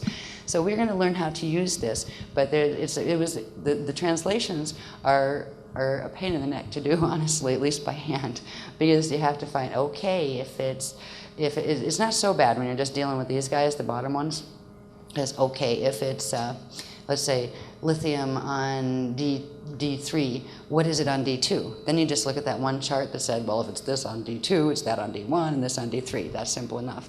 But then when it gets up to, say if you want to know what that is in D3, or in D2, or in D1, you would have to first find the line, make the line conversion, then count up the children number, and it'd be the same child number on the other converted line. So it's all these calculations that are enough to make me nuts. But I wanted you to see how the system works. It's very advanced. It's a very intricate system. And there's going to be a point in time, and I think that's quite a bit later after we learn about a lot of other things. These are the lower command elements for the whole system, but there are higher command elements, and these are they're not considered elements, they're considered vapors. Can you pull it down now, honey, so you can see the top? Each one of these lines goes up to the key commands, and if you use like the bottom of the line and its vapor key up here, or actually up here, that it controls the entire chart, can take it in and out of manifestation. The Christic ones that can direct manifest and like make things appear and disappear and all that kind of stuff, they just sing the tones inside their head and just hum a feeling, right? That is how they create. That is how they move from one place to another in not even translocation, in transmigration. It's an amazing different type of world than this one, and it is where we're preparing to go. And if they didn't think that we were going to seriously be able to make it, they wouldn't be going this far, showing us this much. So I wanted you to see how it works and the potentials that are in it. Piece by piece, we're learning more. Next one, please. Yeah, the one that was going to come up. See, this is what the translations kind of look like when you're starting to scribble stuff out. There's also a whole set of charts. I wanted to get this one done, for the chart packs, but there was no way. It takes too long to do all these little things. Plus, I have to organize them into, okay, now that we know we have that long set of charts that talk about what state it is. Is it a plasm? Is it a plasma? Is it a, what is it? These could be organized into that. And then you have all these, this plus this equals this plus that equals that. These are the things the interactions that are taking place when we are doing solar symbiosis breathing. They're the natural things that occur. We've got a couple interesting ones though, like for mana. Mana is gold in D3. It's tungsten in, D2 gold, D3 tungsten, right? And it's really funny because I have the somewhere else. I have the chart. I might have it there, but I don't think I do. But it was one of those real scribbly ones. But when I traced it up, it is one of its parents is lead up as the main ones. So all the stuff of the old alchemists trying to turn lead into gold, right? Yeah, from the outside instead of the inside. Right? All this stuff was known, at least to some degree, even in late Atlantis. So these are just bringing back, the information that people were abusing then, because yeah, that's how why Atlantis isn't here anymore, is because they use this so well. Here's the formulas here for celestolite, which is the white powder gold stuff, and which is a combination of ectos and mana. So it's got mana here, which would be gold, right? And ectos, which is somewhere here, up here, right? So you would combine those and you have the formula for white powder gold, D2, D3.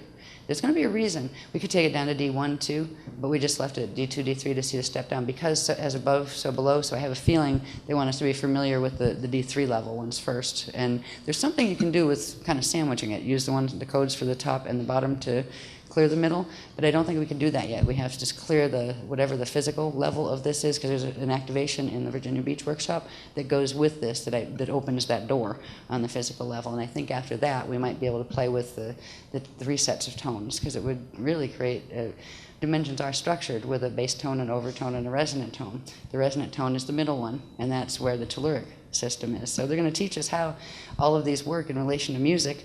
Fortunately, we don't have to memorize all of them and that kind of thing. It's just to see what that all of that translation stuff comes down to this, where you can actually know what the organic structure is supposed to be of atomic structure, what is supposed to bond with what.